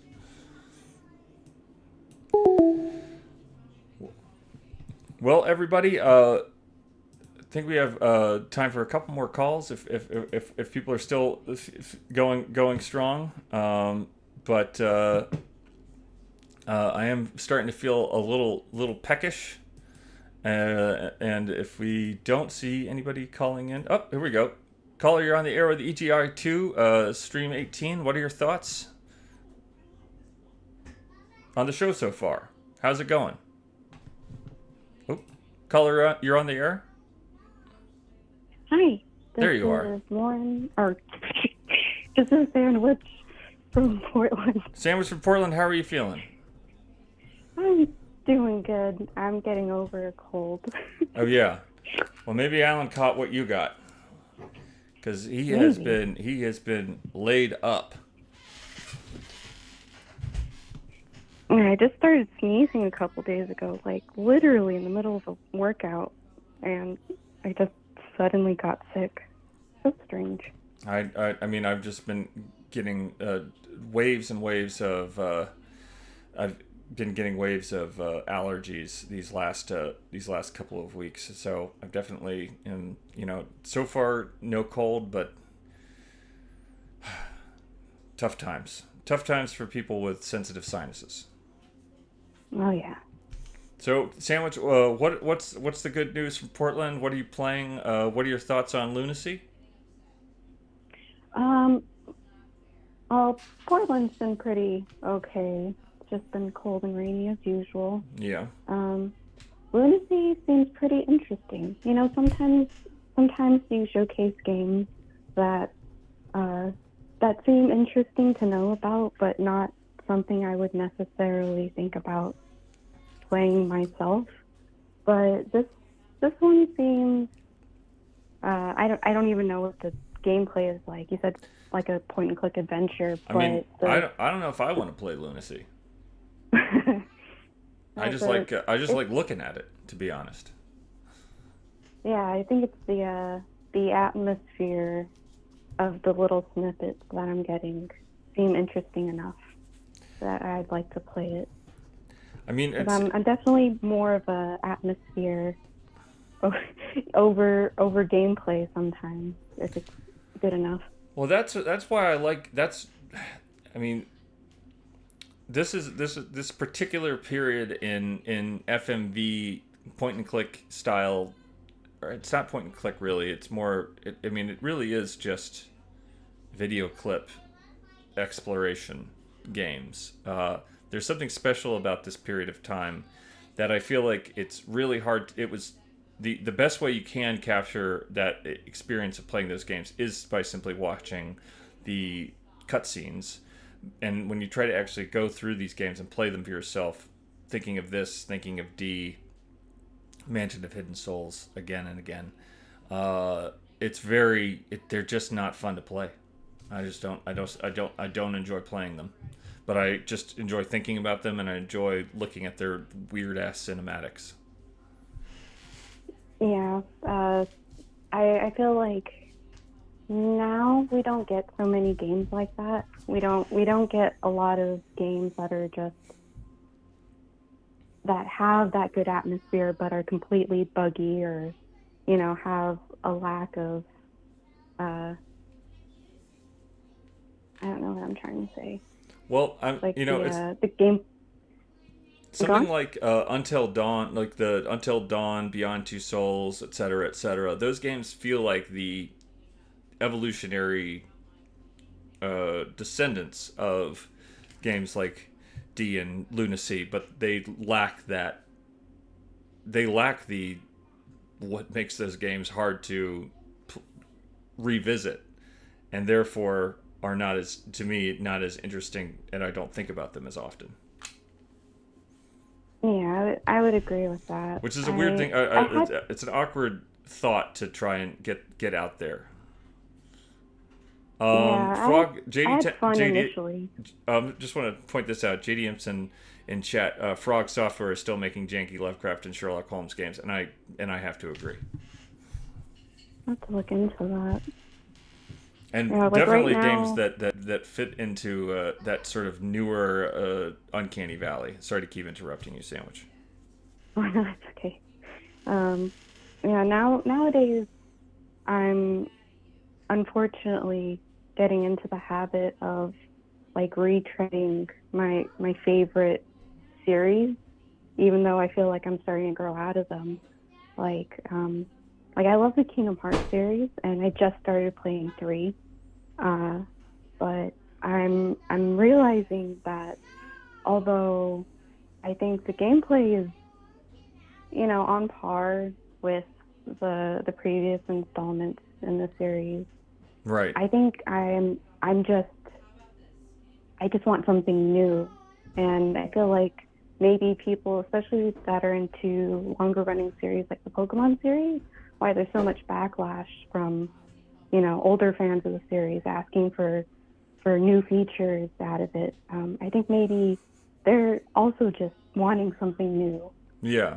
Instead of keeping these long running franchises going. I mean, I really wish that, you know, there's not, you know, I've been reading up, you know, trying to look through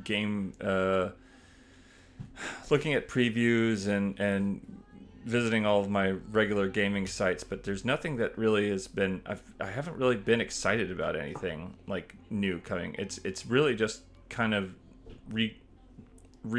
discovering like stuff that I passed over that I didn't have time to play before. I mean, talking about like Kingdom Hearts, something, trying to think of a series that I really attached myself to emotionally. You know, probably the closest thing is the Panzer Dragoon series, and that has been, you know, that's apart from the 4th game. It's either, you know, difficult to emulate or just, you know, they're awkward to revisit, and then there's bad remakes that trying to kind of meet your point here, Sandwich, because I really appreciate that thought. I mean, it's like it could be just the thing that happens as we get older. Things start to the childish things become less fun. And when you try to revisit stuff from when you were younger with an older, more cynical mind, just doesn't quite feel the same way. Yeah, I would agree with that. I also think maybe it's the way that we're finding new games is different now. Well, it's just overwhelming. I wouldn't go into a game store today and just pick up anything that looks interesting because I wouldn't want to pay $60 or $70 on something that might not be very good. And especially now, it's a lot harder to find physical game stores and even physical copies of older games in a lot of places if you aren't in a major city now. Absolutely. So, you know, you're paying $70 for a digital game that you can't resell. Of course. I'm trying to think, you know, I am lucky to live near the I Am 8-bit storefront. So I can go in there and I can see physical games, but it's definitely, it's just so different than it used to be. And a lot of times, you know, it's like a physical collection of, it'll be like Mega Man 9, like a physical version of Mega Man 9, which I already own in like several different platforms. Like looking at the picture of the box art of Lunacy, I mean, I remember specifically walking into a game store and seeing Lunacy on the shelf and just being like, what in the name of goodness is that? And just going home and like either, you know, I never picked it up, but I just thought about it for a long time. Yeah. I don't know if this is... Yeah, I think part of the discovery part is kind of missing. Maybe. I think it's... because there's so much out there and there's so much coming. I mean, like there was I've been paying a lot of attention to the boomer shooters lately, and there's just so many. There at first it was very novel, and it was really cool to see stuff like Dusk and Ion Fury coming out, and now I feel like there's just a flood of these games, and I can't keep up with it, and the experience of trying to find one that appeals to me has become more of a job than a fun exploration. Yeah, I can agree with that. I think because I know a lot of people that have that game as their main hobby, like that's mostly what they do on their free time, and even for those people that have a lot of games in their library and have the means to buy them, like they still have trouble with like deciding whether or not to spend their months playing the latest releases or something in their backlog. Mm-hmm. I just don't think that there's enough time for everyone to play the games that are recommended to them. Oh, absolutely. I mean, I got like 5 recommendations for games to play this evening, and on top of 4 recommendations for writers that I should be checking out.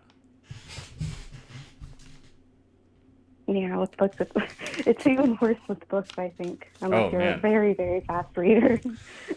Well, the best we can do, Sandwich, I think, is to hope to become cryptocurrency millionaires and billionaires so we can retire early and go through our backlog and get all this stuff done on our in our free time.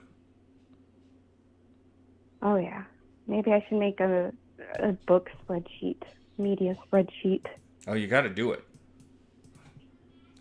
I also have a book spreadsheet. Oh. I don't log how much time I spend. I just record every book I read and what year I read it and some notes.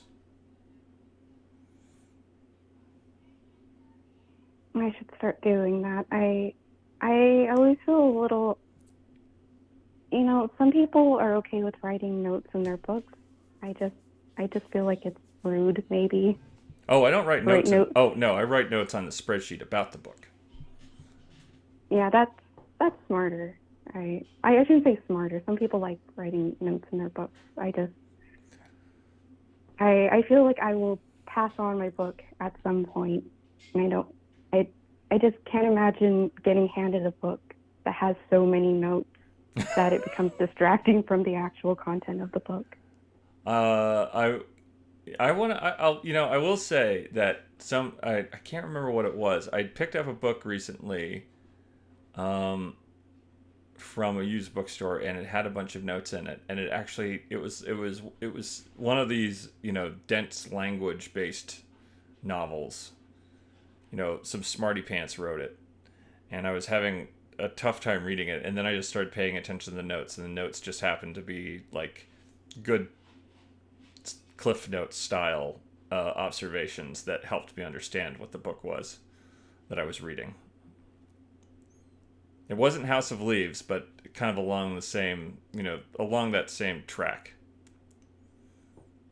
That's very helpful. So sometimes it's okay to write notes in books, I think is the lesson here, Sandwich. Yeah, maybe I'll write some notes. Just write very some. Helpful. If you read something that's feels needlessly complicated, I feel like it's your duty to write notes in it. Assuming that book doesn't have its own large section for footnotes. Yeah, good point. Well, any final thoughts, Sandwich? I think you're going to be our final caller this evening, and if you have anything to wrap this up with, I feel like we've been kind of wallowing a bit in the issues of age. Yeah, maybe it's my sickness. Just Sickness and thinking about my age. The sickness, the overbearing Portland weather. Yeah, it's just that's what the atmosphere has. Well, at some point, the clouds are going to clear. The suns or the stars are going to come out, and you're going to have a bit of a breather before things get heavy all over again. Yeah, and I'll complete Kingdom Hearts 3 But and play another game. Please tell us about it when you do complete it. I will. All right. Good night, Sandwich. Good night, Robbie. Good night, chat. Good night, chat. And that's going to be EGI2's Stream 18. Again, we went pretty off the rails in terms of content, but we are I was so glad to spend this time with you. Got some great book and game recommendations. Hopefully I'll get a chance to dig into it. We'll be back next Wednesday, and hopefully I won't end up getting whatever Sandwich and Allan got and be the one who gets to stay home.